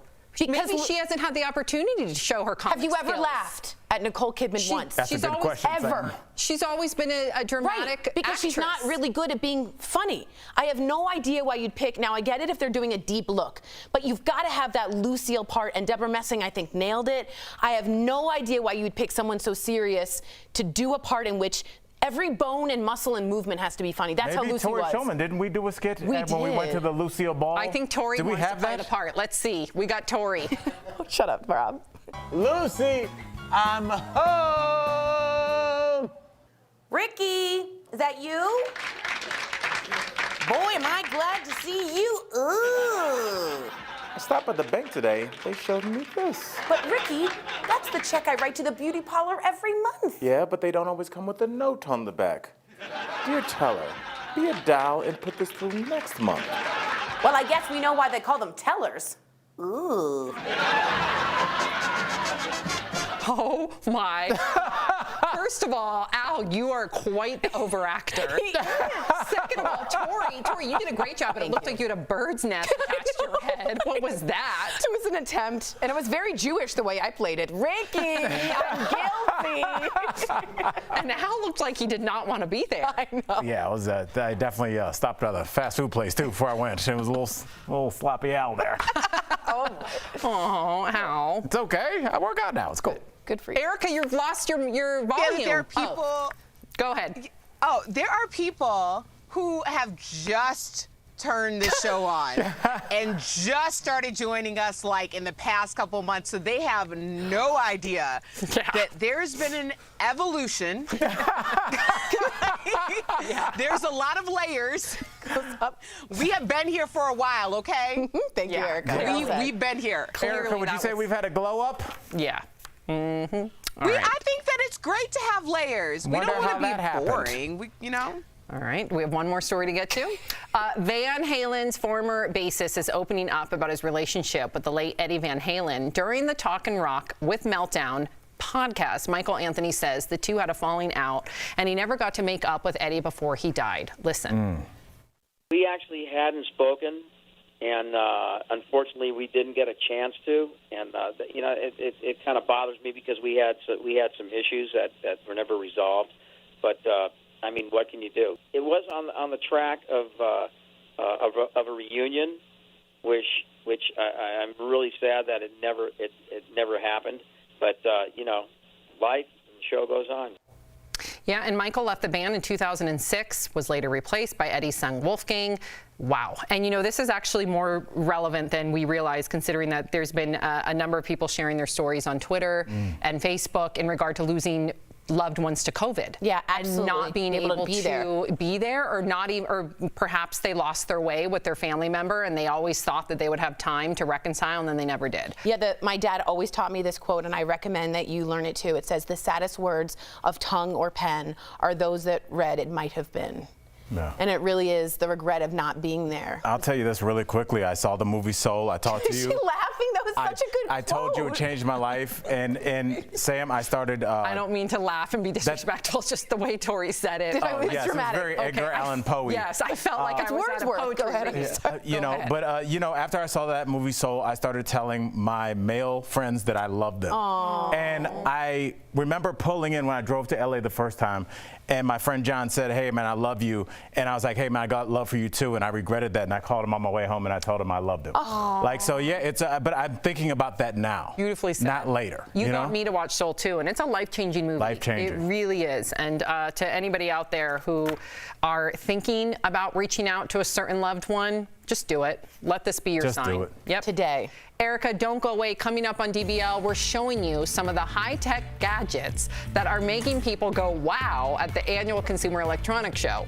And major nostalgia when Jeff chats with Ernie Hudson from Ghostbusters. He's telling us all about the upcoming reboot that mixes the old with the new. And more poems from Tori. People like it. It was just the way you said it. It's amazing.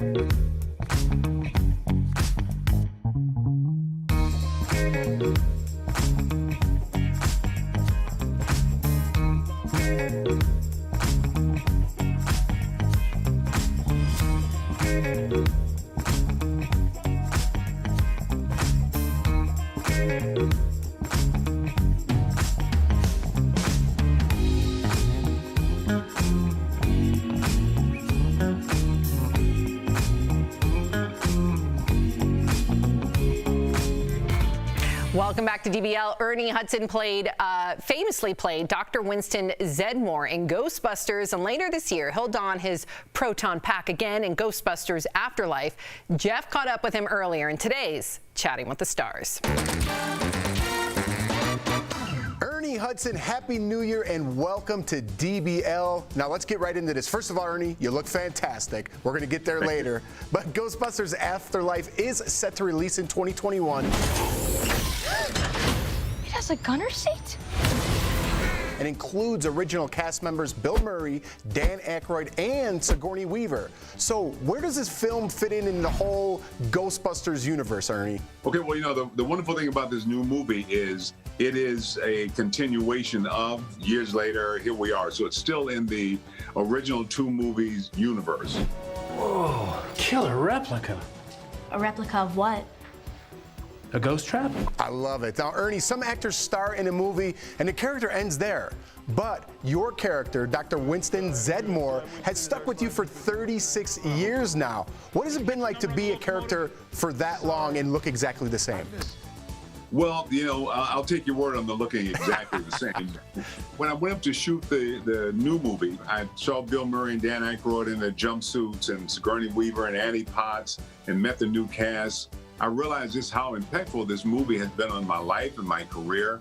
And it was actually very emotional. Did you ever think Ghostbusters would be what it is today? I knew the movie would be a hit, but normally a movie does well in the box office and then it disappears after a few months and then you go on to the next thing.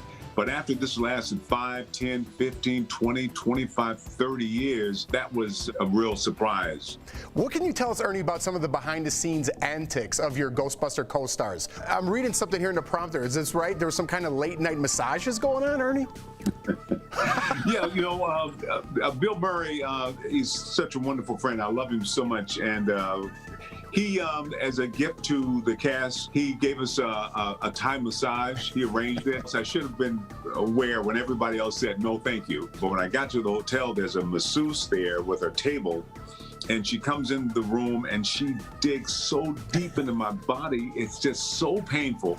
And I was too embarrassed to yell out. And when we finished up and went in the hallway, Bill Murray's out there. He says, "Wasn't it great, Ernie?" And so he asks, "Can you come back tomorrow morning at 8? Well, it's already 3 o'clock in the morning. And she comes back the next day and she keeps digging. And when she leaves, my wife says, "Oh my God, you're bleeding." She had ripped the skin off my back.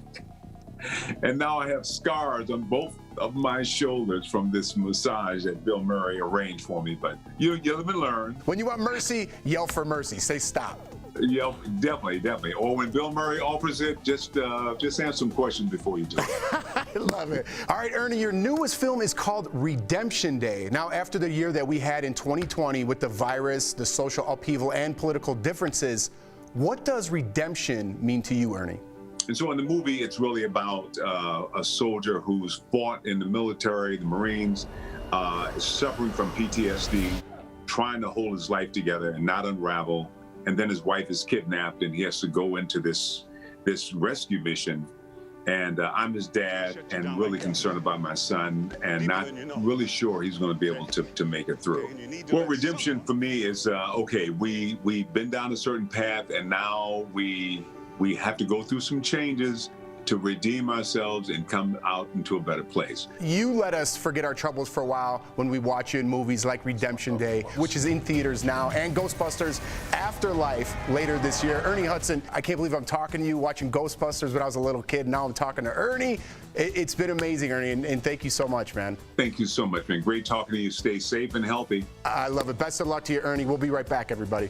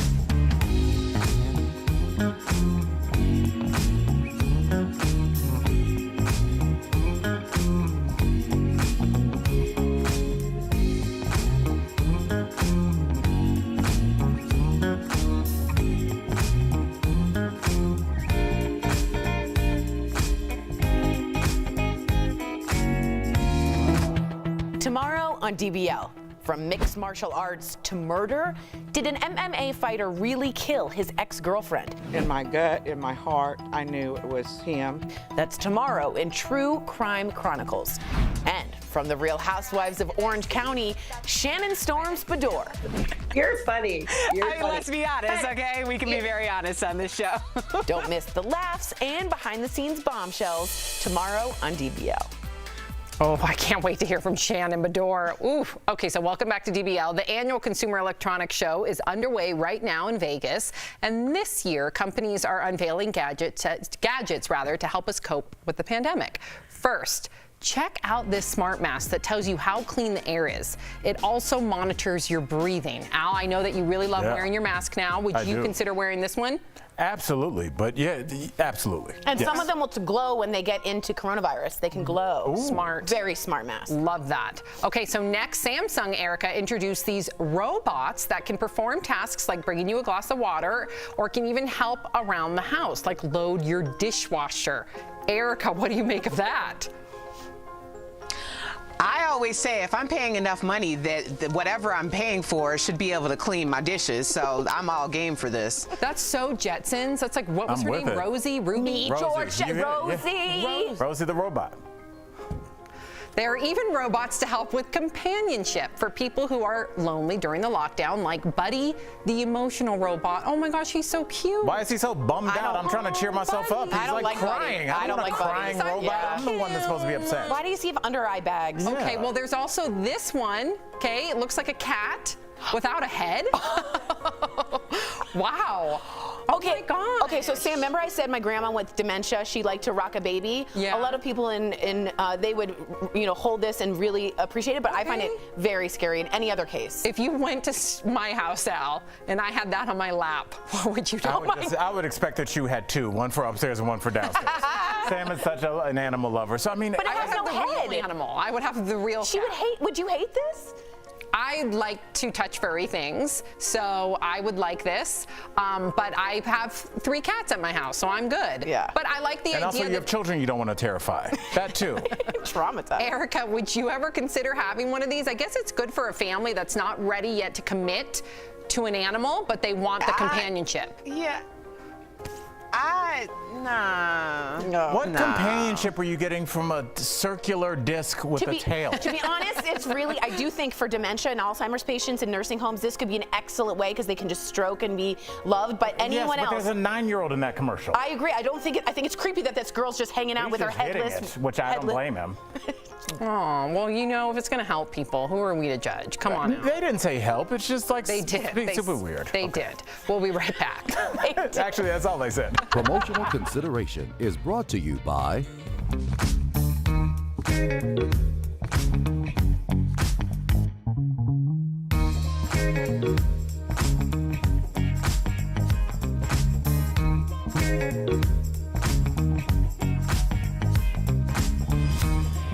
When it comes to viral claims, Verify exists to cut through the clutter and find the truth, like this tweet about President Trump with more than 181,000 retweets.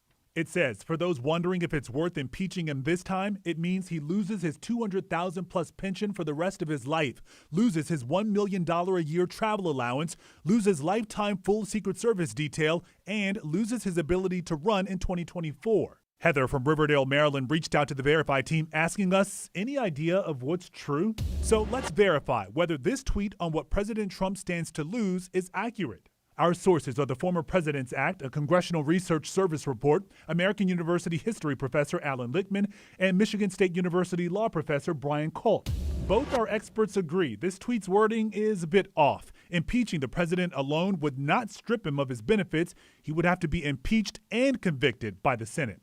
And that comes from this law, the Former President's Act, which entitles those who served as president to things like a pension, an office space, office staff, and money for travel and security. Here's the thing, a former president removed by impeachment would not qualify. In other words, if his term ends on the 20th at noon, he gets these benefits under current law. If he resigns, he gets them too. So if the Senate tried and convicted President Trump, he would not get a pension, travel fund, or other benefits.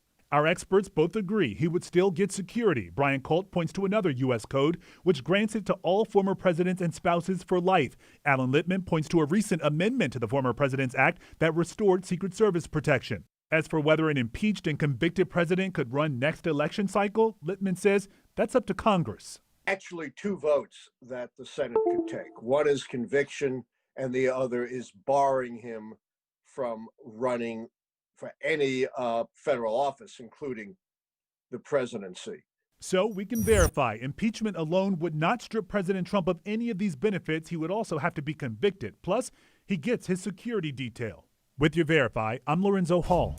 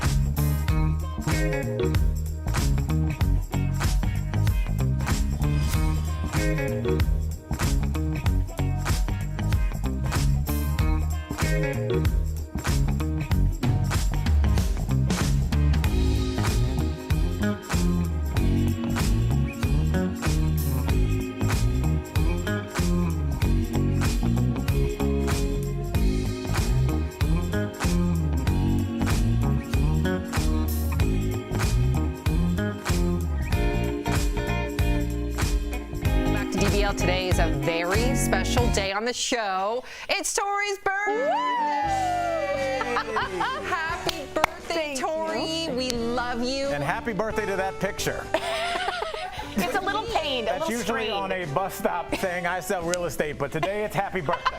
We do not beat up Tori right now. I'm sorry. We do not. This is the moment where we honor her. In fact, Tori, we have a special little montage of your best clips. Yes. Here we go. Enjoy. Oh, man. I had to go to the bathroom. Okay, we're going to skip you, Tori, and start with Jeff, okay, because you're late. Welcome to Daily Blast Live.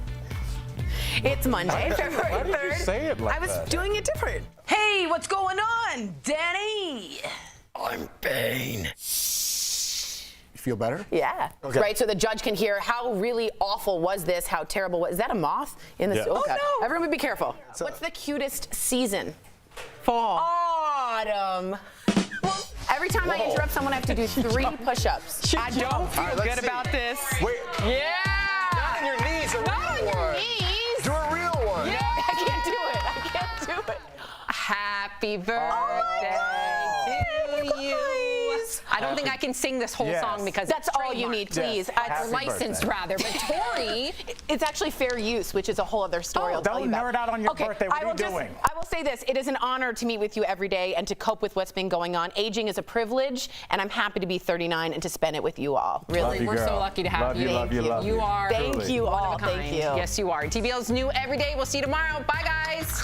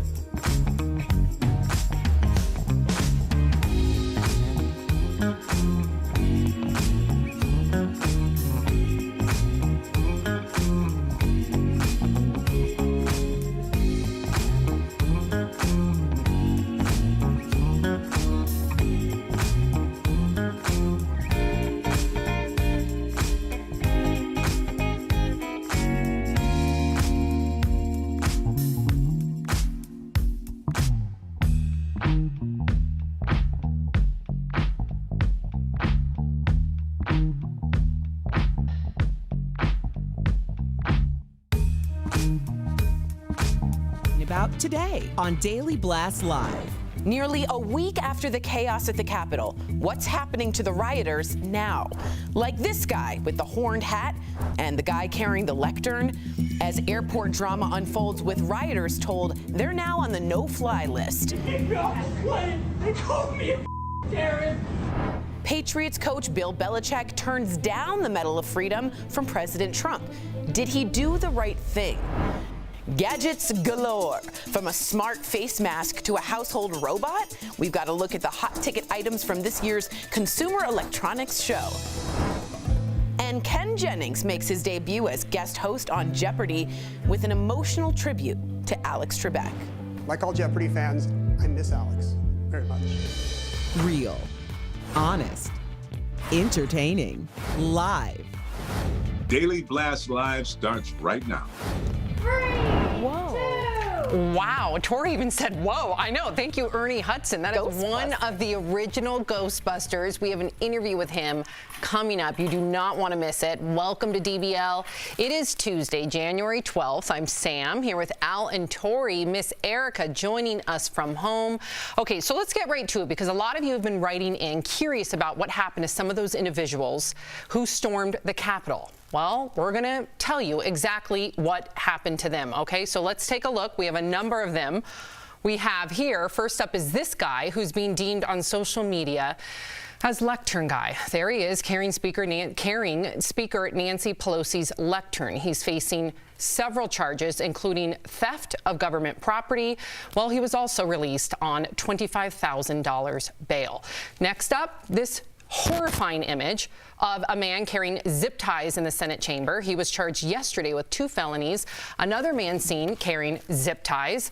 Well, guess what? He is reportedly a retired Air Force lieutenant colonel. He was also arrested after his ex-wife called the FBI to ID him. Then there's this guy, nicknamed Fur Guy, who you may have seen in this furry outfit roaming the Capitol. Turns out he's the son of a Brooklyn Supreme Court judge. He was arrested by federal agents today for allegedly stealing a police riot shield and bulletproof vest. The horn guy, who wore a Viking-inspired costume, has also been arrested and is in custody. His mom is very worried about him because he hasn't eaten in 3 days. Here's what she told local news crew. He needs to eat organic. He has not eaten, and he needs to eat. He hasn't eaten since Friday. And he gets very sick if he doesn't eat organic food, literally. Will get physically sick. Boo-hoo, okay? Cry me a river. Are you serious? So the question is, what should happen to these people who stormed the Capitol? And are you worried this could happen again during the inauguration? I also just want to call it what it is, because that's what we do here on this show. I know, Al, that, you know, many of us on social media nicknaming those people comes off very comical. This is not comical. If that was black or brown people dressed that way, or Muslims, you know we would be having a very different conversation, and I don't think people would be treating it so much as a circus. This is domestic terrorism. What do you think about these people being held accountable? And do you fear any more activity similar to this? To answer your first question, what should happen to these people? Tori, I don't care. I don't care what happens to these people. I think, again, and it kind of goes to the parking lot patty, permit patty kind of things that you were talking about, Sam. It deflects from the real conversation. We like to talk about stuff we can see. We like to talk about broken windows at the mall and damaged property. How did this happen? I don't care about the lectern. I don't care about horns. If your response to me is not, how did this happen? I want a detailed report about what happened. Why weren't the police staffed? Why weren't they called? That's all I want to know. Let's not get bogged down in nicknaming people and horn guys. Like, let's not do that. I hear you very loud and clearly, but I also think optically it's important that we have consequences for those people that were on TV showing their faces maskless, desecrating the Senate. If we didn't, and they're just allowed to fly home, everyone's left wondering. I mean, the guy who stole the lectern, he's up for decades in prison. As he should be. Yeah, it's a huge deal, exactly. I think the FBI has released also, Sam, there's reports that on near January 17th, the inauguration, they have threats of at least of all 50 states, in all 50 capitals, of attacks that they've heard on from social media. This should be taken extraordinarily seriously. I'm very worried about DC on the inauguration. I'll just be straight up honest about it. I'm worried. Erica, what do you think? Well, I agree with Tori. I do think that we need to care because when we do have these people that we have these monikers for, and of course, we do that on social media, one, because it's clickbait, but two, it's also a very important conversation to be had because these are just the aesthetic visions of what the really the erosion of our democracy is. There is a whole underlying layer of people that we should and infiltration that we should really be concerned about. These are just the people that we can see. Keep in mind, the people who came to the Capitol that day represented a multitude of groups. They represented a multitude of intentions. And when I say a multitude of groups, I'm not saying like there were people who were there bird watching. I'm saying that there were different levels and different types of people who were there to do different types of things. If we do not have these conversations and we just sweep it under the rug and we just want to know, and I agree with you too, Al, like, how did this happen?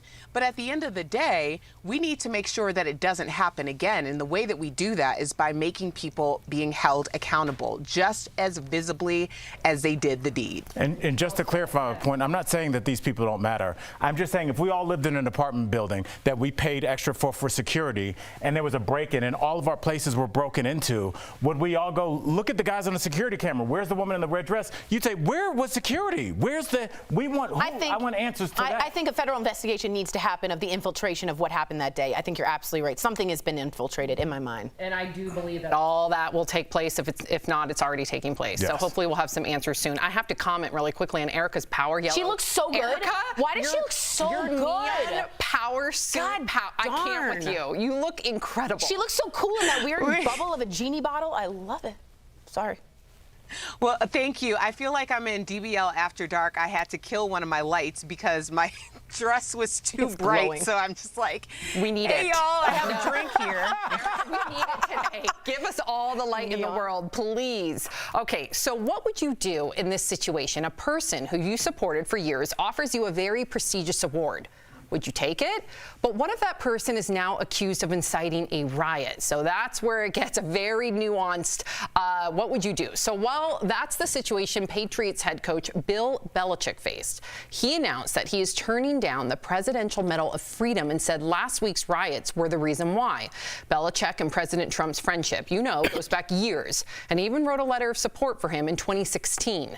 Okay, Al. So can you imagine being faced with this decision? Because that is the ultimate award, right? That's something that your legacy will go on forever. Not to say that Belichick doesn't have his own legacy, but still, the highest honor. Would you be able to turn down a high honor because you no longer support the person that's giving it to you? I would say quite easily if I felt like it compromised my morals. You know what, at 43 years old, I'm also seeing the other half of the finish line, and I think you start to see where your legacy is going to be and what's important to you. And a medal hanging in some room that no one goes in, it's cool. It's a really cool thing to show people. But when your grandkids and our kids that are looking right now look back at their father and their grandfather, I want them to be like, he followed his moral compass. It's like, can I be honest? I was shocked. You were shocked? Belichick has been a President Trump fan loyal to the end. For him to turn around and say, maybe this is the end. And you're right, maybe this is the end. But I got to be honest, I had no thoughts that he would turn him down. First of all, it's sort of emasculating to be turned down, the highest honor you can give a civilian. But, Belichick has been a longtime ally, and that was a pretty hard decision. I think he stood by his team. I hope he was more loyal to his team that's dealing with social injustices. I wonder if it's politically motivated in the sense, Erica, with the NFL right now, the political climate, his team, rather than it being morally motivated. I hope it's morally motivated, but I also know that there's other factors at play. Well, he did state, or at least his representative stated, that it was important that he stand in unity with his team, with the NFL, the players. Obviously, they're dealing with a lot of social justice issues that are being brought to the forefront in sports. This is a credibility issue. If you don't have your credibility, then you really have nothing. In the past few years, that has really been tainted by a lot of hooey, for lack of a better word. At the end of the day, you need to be a person of integrity. You need to be a person who is consistent for people to follow you. That is at least the fundamental part of being a leader. So I do think it had a lot to do with how he was going to go back to his team. Plus, I think at this point, that award has a major asterisk by it. Yeah, that's true. Were y'all shocked? I was shocked. Erica, were you shocked? I was shocked. Can we be shocked anymore? That he turned it down? I thought he would for sure. I don't know if we can be shocked anymore, guys. And I think at this point, with what we just saw on TV last week, I think all bets are off. And I think we need to go into another place. We're not talking about awards. We're talking about people's lives not being lost on the 20th. Well said, Erica. You and your beautiful power suit stick around. Gorgeous. How did you guys let her get away with saying hooey? She said hooey because of her. I almost. You guys would have ran me off this. I did. But Erica was on such a roll. Agreed. I didn't want to detract from that. But believe me, I almost called her out for saying hooey, especially in that power suit. Yeah. Our medical pro, Dr. Piocoli, is telling us how the pandemic is impacting seasonal flu numbers this year. Plus, from Ghostbusters Afterlife, look who it is, guys. Actor Ernie Hudson. He's telling Jeff all about the exciting new reboot and Bill Murray's off-screen antics. Bill, come on our show. And are you sticking to your New Year's resolutions like getting fit? Or have you already thrown in the towel? Why it's easier said than done for many of us. Coming up next.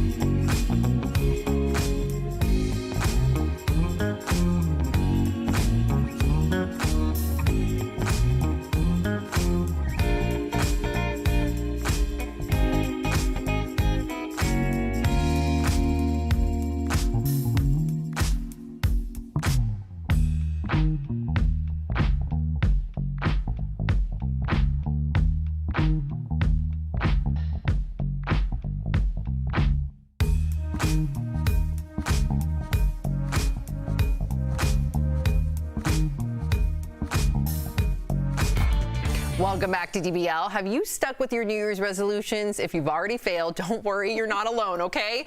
Get this, today, January 12th, yes, on somebody's birthday, we'll unveil that later in the show, is the day most people decide to call it quits. Whether the resolution was getting more exercise or trying a new hobby, according to the New York Post, about 80% of you can't make it past the first 12 days of January.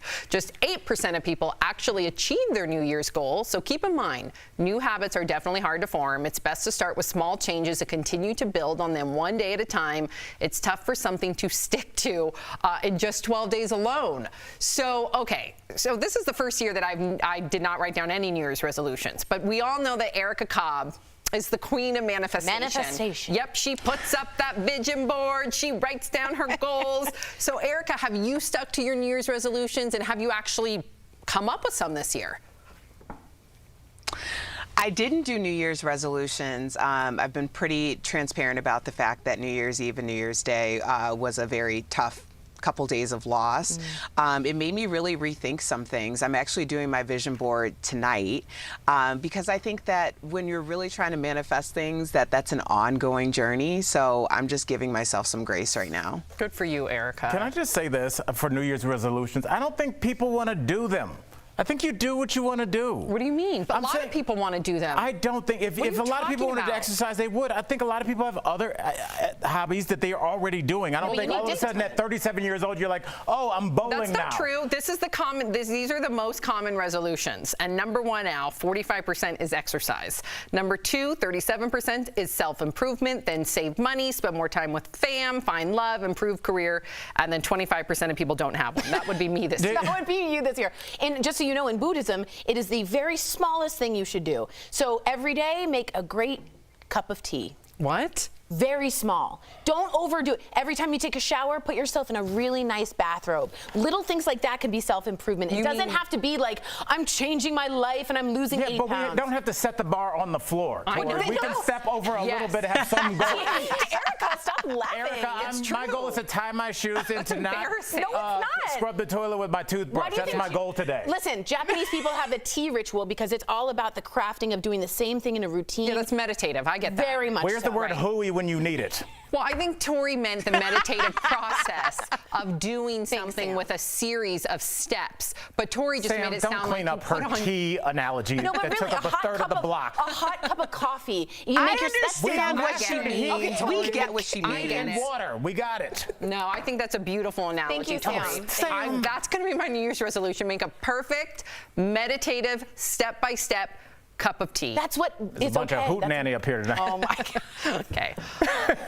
Coming up on DBL, Jeopardy superstar Ken Jennings makes his debut as guest host on the hit game show. Do you think he should get the gig permanently? And our medical pro, Dr. Piocoli, is tackling the latest COVID headlines, including the impact on flu season. Do not go away.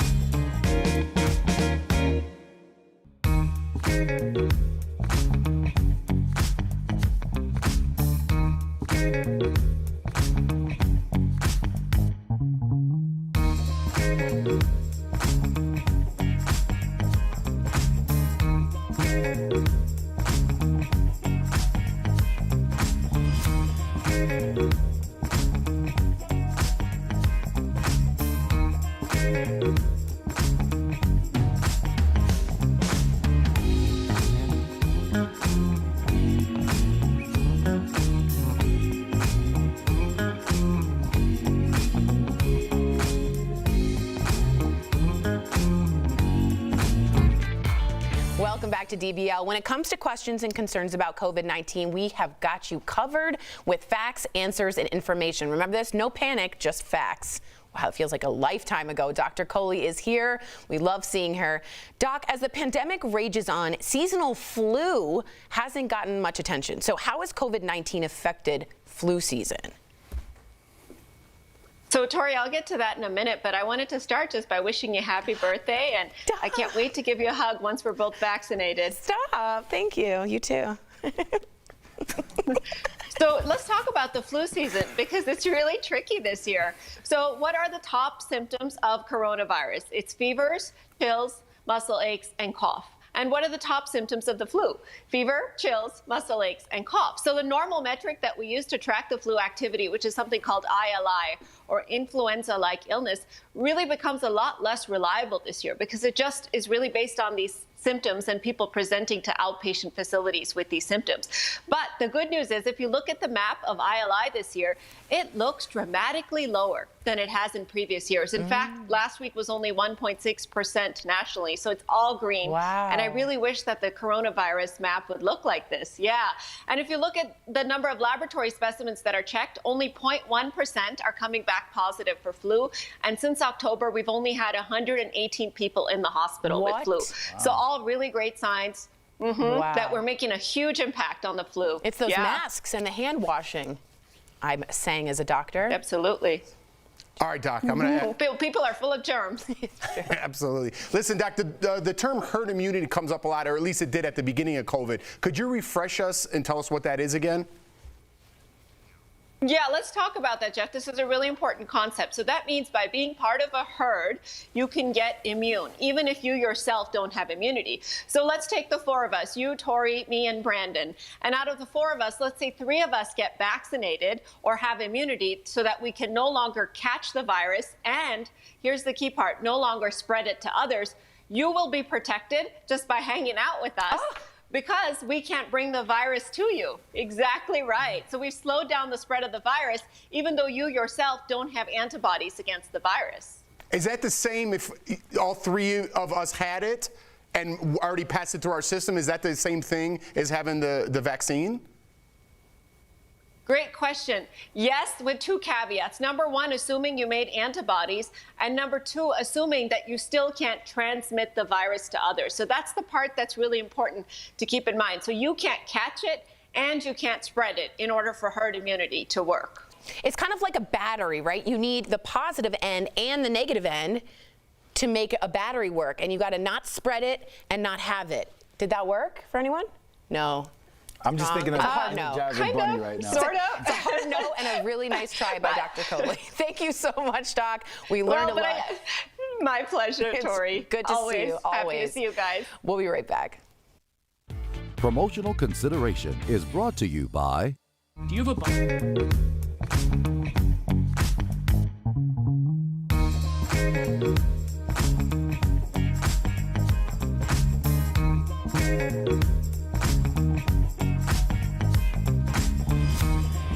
When it comes to viral claims, Verify exists to cut through the clutter and find the truth, like this tweet about President Trump with more than 181,000 retweets. It says, for those wondering if it's worth impeaching him this time, it means he loses his $200,000 plus pension for the rest of his life, loses his $1 million a year travel allowance, loses lifetime full Secret Service detail, and loses his ability to run in 2024. Heather from Riverdale, Maryland reached out to the Verify team asking us any idea of what's true. So let's verify whether this tweet on what President Trump stands to lose is accurate.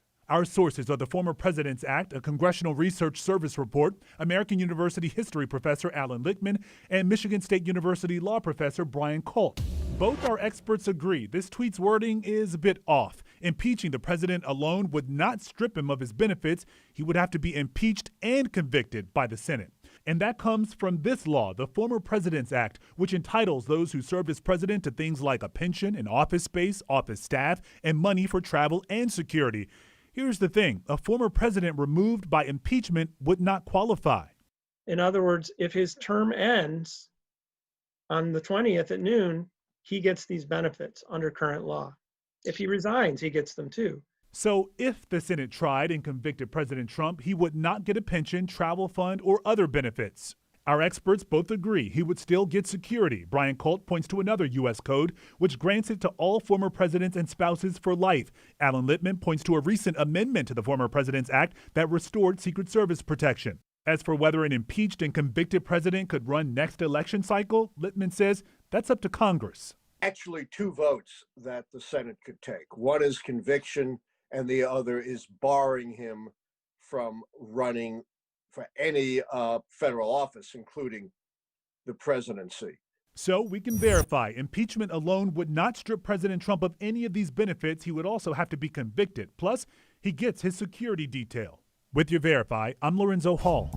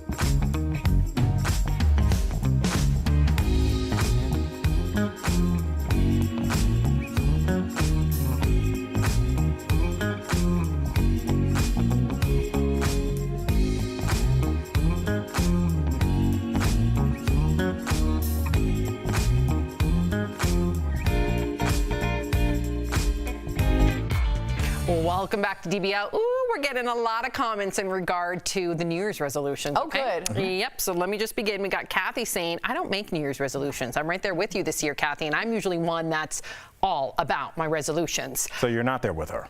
Well, not this year. This year I'm with her. Yes, but the previous 3 decades, you're not with her. The previous 3 decades, I have been like vision boards, write everything down. So then how can you be with her? You literally are being counterintuitive to your point. Let her read. Nope, this year I'm doing something new. I haven't messed with Sam. Kathy says, Marty says, so far so good. I walk every day, each day a little further. By the way, I'm in my mid-80s. Good job. Ooh, Yay, see, little walks. Good for you, Marty. And then Danuta says, I want to become a better Christian this year. Good for you, Danuta. Brilliant. I like that name, too. You don't make resolutions. I have a goal and I meet it. You do, actually. Every day, Al has a whole list of things he needs to get done, and he gets it done. I got to give you credit for that. Yep. And remember to watch DBL on Facebook or YouTube. You can chat with other viewers and with the host during the commercials, and we're going to read your comments on TV like we just did. It's your chance to be part of our DBL Nation. If you're sticking around, here's what's coming up. Jeff is catching up with Ghostbusters Afterlife star Ernie Hudson, what it's like to return to the iconic franchise. And Nicole Kidman is in talks to play Lucille Ball. Boo! Oh, Tori, DBL's new every day. We'll be right back.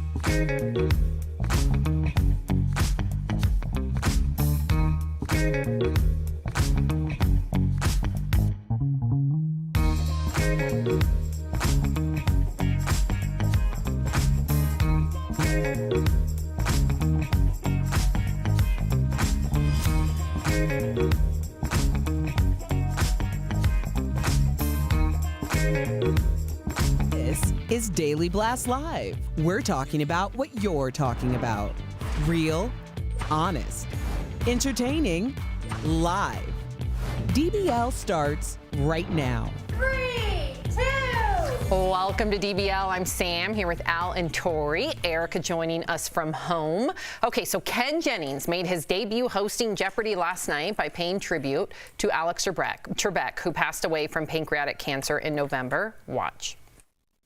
You know, sharing this stage with Alex Trebek was one of the greatest honors of my life.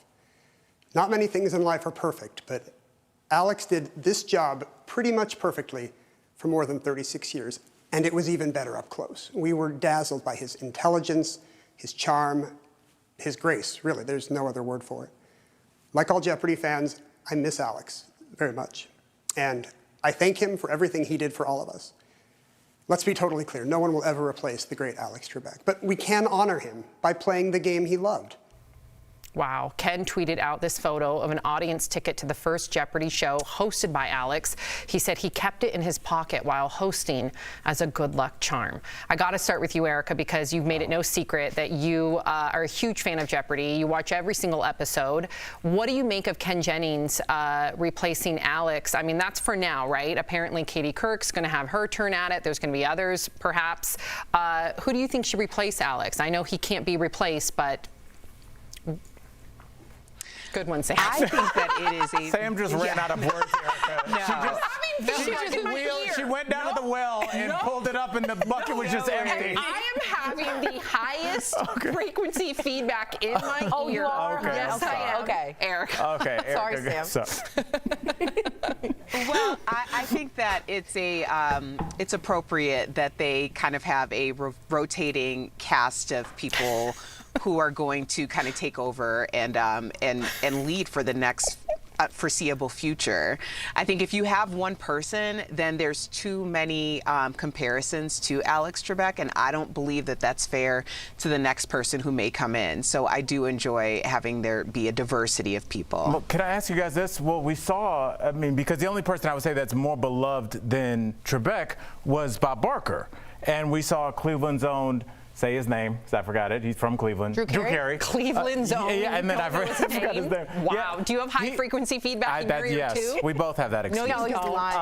But he took he took over, and it was pretty seamless. Yep. Who better to take over than the show's best contestant that seemed to have a real personal connection with Alex? I'm not going to lie. I agree with Al on this one. I think Ken Jennings, I don't know why I would lie. Your voice. Yeah, no, you're talking like a 1930s, like Derby announcer. All right, I'm just, high frequency is what they said in my ear. All I'm saying to you now is Ken Jennings is the banter, the improv, the wit. He's the best at Jeopardy, and they got along. Leave him in there. He is so touching, so authentic. I would watch just for him, and you can't say that for everybody. And there seems to be a connection. Go ahead, Erica. I have to say, because last week I was in the car with my dad, my brother, and my mom, and I started watching Jeopardy because my dad and my older brother Patrick would watch it every single day, and they actually both auditioned for it. Whoa. But they were having the conversation, about Ken Jennings, and then my mom chimed in about how, there were some things that were coming out that he wasn't, Alex Trebek-y, and then we had this whole conversation about it, about the idea that Alex Trebek really created. Remember when we heard his interview, or maybe I heard it, where he talked about the way that he spoke, his cadence, how it was important to take himself out of it. And Alex Trebek came to age when we didn't have social media and everybody didn't know every single thing about you. So Ken Jennings doesn't really have that same thing going for him in that respect. I think that he's an amazing idea to come on and host the show, but you can't separate the man from the hosting the way that Alex Trebek was able to do over so many years, and that's why it was so successful.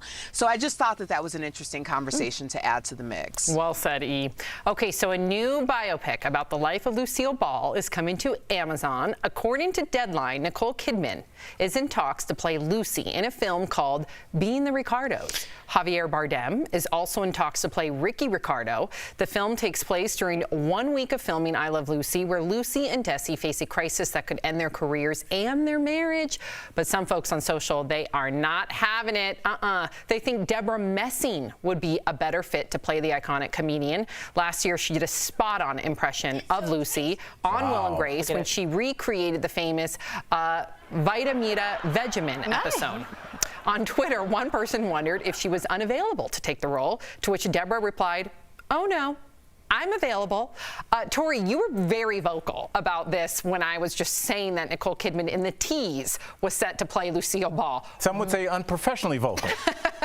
Why do you have such a bone to pick with Nicole Kidman playing Lucille? 3 words. She's not funny. I think that she's an amazing actress, but no way in hell can you have someone playing Lucille Ball who isn't immersed, innately, inherently funny. Tori Shulman, how do you know? Because maybe she hasn't had the opportunity to show her comic skills. Have you ever laughed at Nicole Kidman once? That's a good question. She's always been a dramatic because actress. She's not really good at being funny. I have no idea why you'd pick. Now I get it if they're doing a deep look, but you've got to have that Lucille part. And Deborah Messing, I think, nailed it.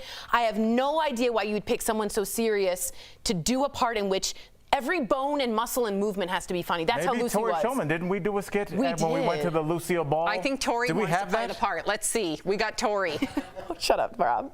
Lucy, I'm home. Ricky, is that you? Boy, am I glad to see you. Ugh.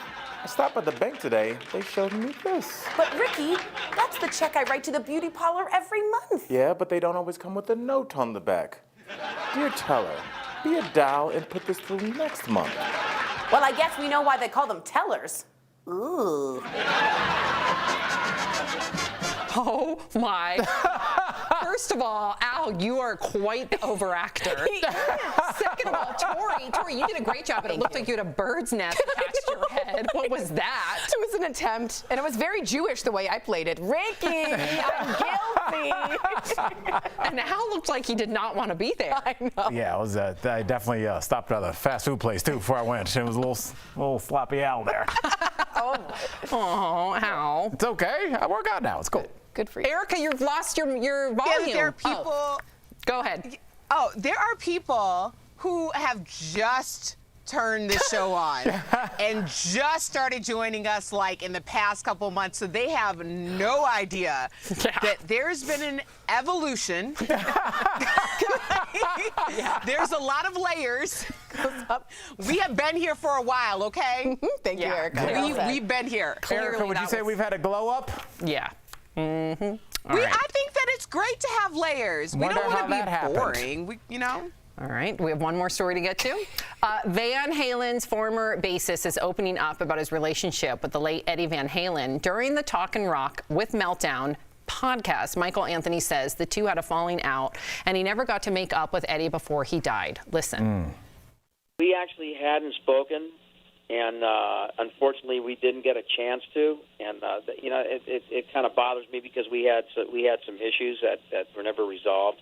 But I mean, what can you do? It was on the track of a reunion, which I'm really sad that it never happened. But life and the show goes on. Yeah, and Michael left the band in 2006, was later replaced by Eddie's son Wolfgang. Wow. And this is actually more relevant than we realize, considering that there's been a number of people sharing their stories on Twitter and Facebook in regard to losing loved ones to COVID. Yeah, absolutely. And not being able to be there, or not even, or perhaps they lost their way with their family member and they always thought that they would have time to reconcile, and then they never did. Yeah, my dad always taught me this quote, and I recommend that you learn it too. It says, the saddest words of tongue or pen are those that read it might have been. Yeah. And it really is the regret of not being there. I'll tell you this really quickly. I saw the movie Soul. I talked to you. She laughed laughing. That was such a good I told you it changed my life. And Sam, I started. I don't mean to laugh and be disrespectful. It's just the way Tori said it. Yes, was it was very Edgar Allan Poe-y. Yes, I felt like I was at a poetry reading.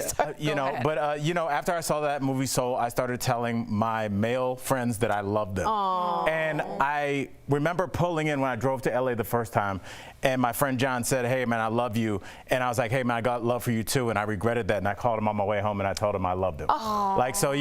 But I'm thinking about that now. Beautifully said. Not later. You got me to watch Soul too, and it's a life-changing movie. Life-changing. It really is. And to anybody out there who are thinking about reaching out to a certain loved one, just do it. Let this be your sign. Just do it. Yep. Today. Erica, don't go away. Coming up on DBL, we're showing you some of the high-tech gadgets that are making people go wow at the annual Consumer Electronics Show.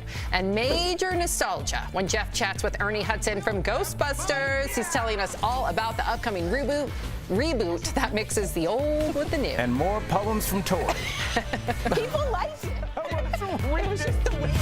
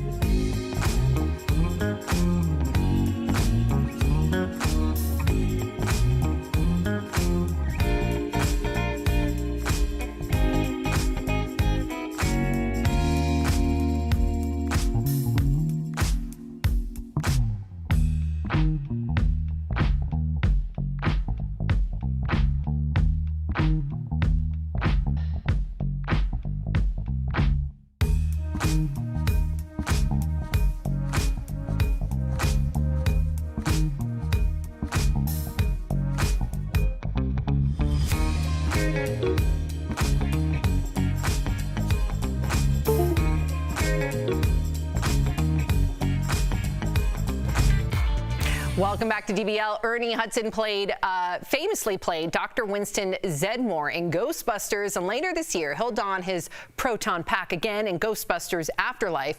Jeff caught up with him earlier in today's Chatting with the Stars. Ernie Hudson, Happy New Year and welcome to DBL. Now let's get right into this. First of all, Ernie, you look fantastic. We're going to get there later. But Ghostbusters Afterlife is set to release in 2021. It has a gunner seat? And includes original cast members Bill Murray, Dan Aykroyd, and Sigourney Weaver. So where does this film fit in the whole Ghostbusters universe, Ernie? Okay, well, you know, the wonderful thing about this new movie is it is a continuation of years later, here we are. So it's still in the original two movies universe. Whoa, killer replica. A replica of what? A ghost trap? I love it. Now, Ernie, some actors star in a movie and the character ends there. But your character, Dr. Winston Zedmore, has stuck with you for 36 years now. What has it been like to be a character for that long and look exactly the same? Well, you know, I'll take your word on the looking exactly the same. When I went up to shoot the new movie, I saw Bill Murray and Dan Aykroyd in their jumpsuits and Sigourney Weaver and Annie Potts and met the new cast. I realized just how impactful this movie has been on my life and my career. And it was actually very emotional. Did you ever think Ghostbusters would be what it is today? I knew the movie would be a hit, but normally a movie does well in the box office and then it disappears after a few months and then you go on to the next thing. But after this lasted 5, 10, 15, 20, 25, 30 years, that was a real surprise. What can you tell us, Ernie, about some of the behind-the-scenes antics of your Ghostbuster co-stars? I'm reading something here in the prompter. Is this right? There was some kind of late-night massages going on, Ernie? Yeah, you know, Bill Murray, he's such a wonderful friend. I love him so much. And he, as a gift to the cast, he gave us a Thai massage. He arranged it. So I should have been aware when everybody else said no, thank you. But when I got to the hotel, there's a masseuse there with her table. And she comes in the room and she digs so deep into my body. It's just so painful. And I was too embarrassed to yell out. And when we finished up and went in the hallway, Bill Murray's out there. He says, "Wasn't it great, Ernie?" And so he asks, "Can you come back tomorrow morning at 8? Well, it's already 3 o'clock in the morning. And she comes back the next day and she keeps digging. And when she leaves, my wife says, "Oh my God, you're bleeding." She had ripped the skin off my back. And now I have scars on both of my shoulders from this massage that Bill Murray arranged for me. But you live and learn. When you want mercy, yell for mercy. Say stop. Yeah, definitely. Or when Bill Murray offers it, just ask some questions before you do it. I love it. All right, Ernie, your newest film is called Redemption Day. Now, after the year that we had in 2020 with the virus, the social upheaval, and political differences, what does redemption mean to you, Ernie? And so in the movie, it's really about a soldier who's fought in the military, the Marines, suffering from PTSD, trying to hold his life together and not unravel. And then his wife is kidnapped and he has to go into this rescue mission. And I'm his dad and really concerned about my son and not really sure he's going to be able to make it through.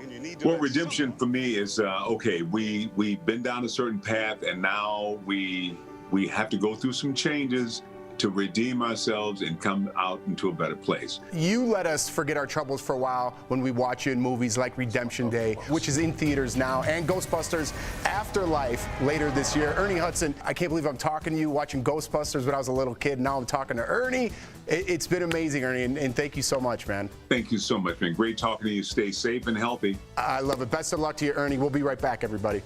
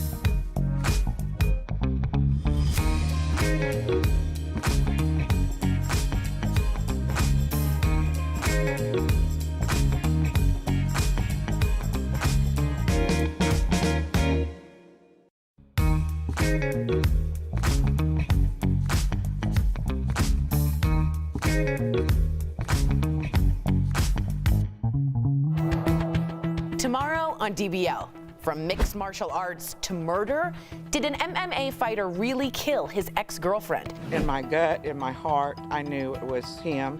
That's tomorrow in True Crime Chronicles. And from the Real Housewives of Orange County, Shannon storms Bador. You're funny. Let's be honest, okay? We can be very honest on this show. Don't miss the laughs and behind-the-scenes bombshells tomorrow on DBL. Oh, I can't wait to hear from Shannon Bador. Oof. Okay, so welcome back to DBL. The annual Consumer Electronics Show is underway right now in Vegas. And this year, companies are unveiling gadgets to help us cope with the pandemic. First, check out this smart mask that tells you how clean the air is. It also monitors your breathing. Al, I know that you really love wearing your mask now. Would you consider wearing this one?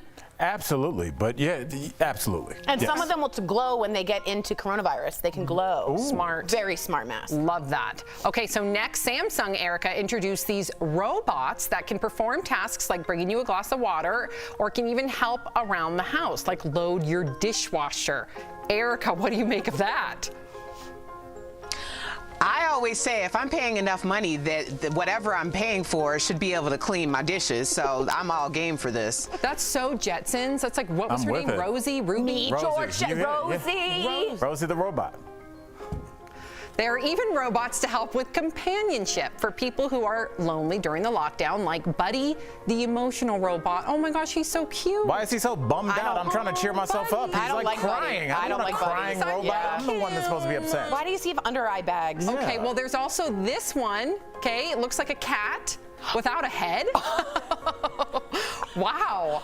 Okay. Oh my God. Okay, so Sam, remember I said my grandma with dementia, she liked to rock a baby? Yeah. A lot of people they would, hold this and really appreciate it, but I find it very scary in any other case. If you went to my house, Al, and I had that on my lap, what would you do? I would expect that you had two, one for upstairs and one for downstairs.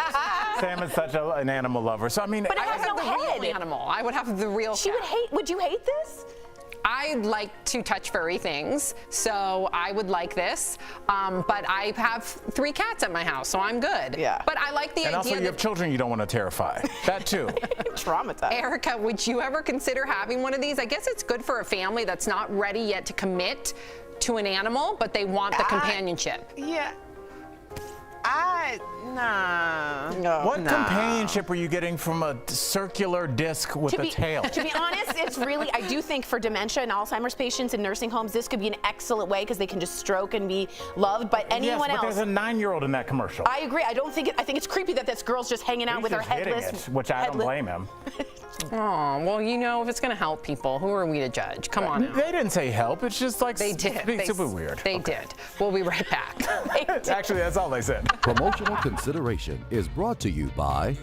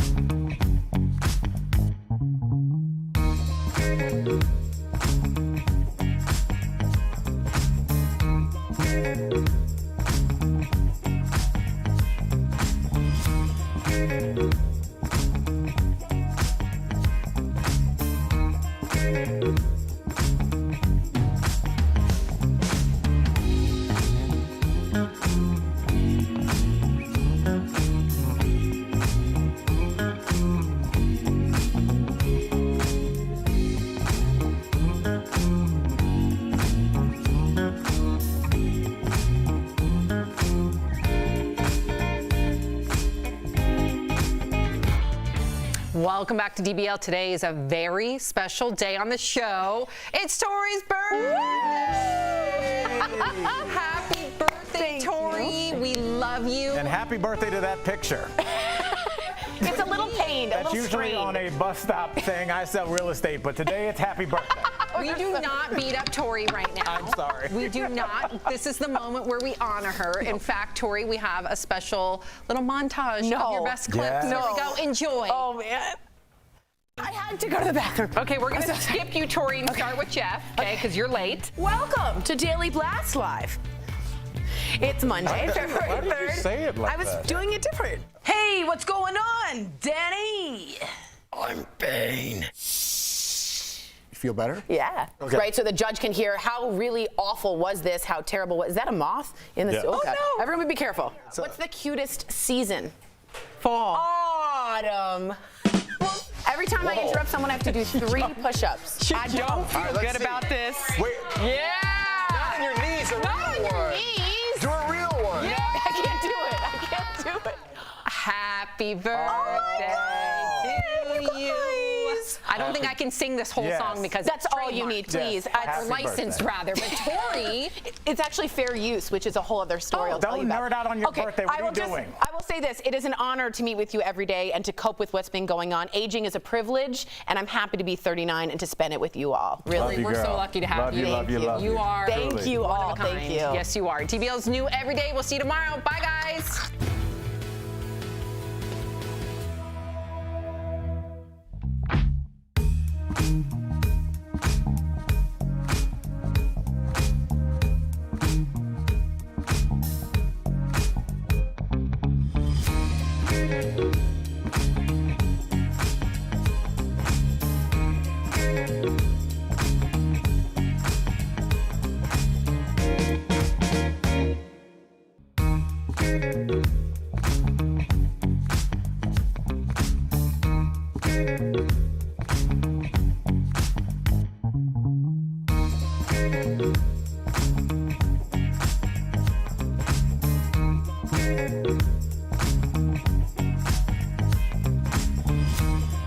Thank you.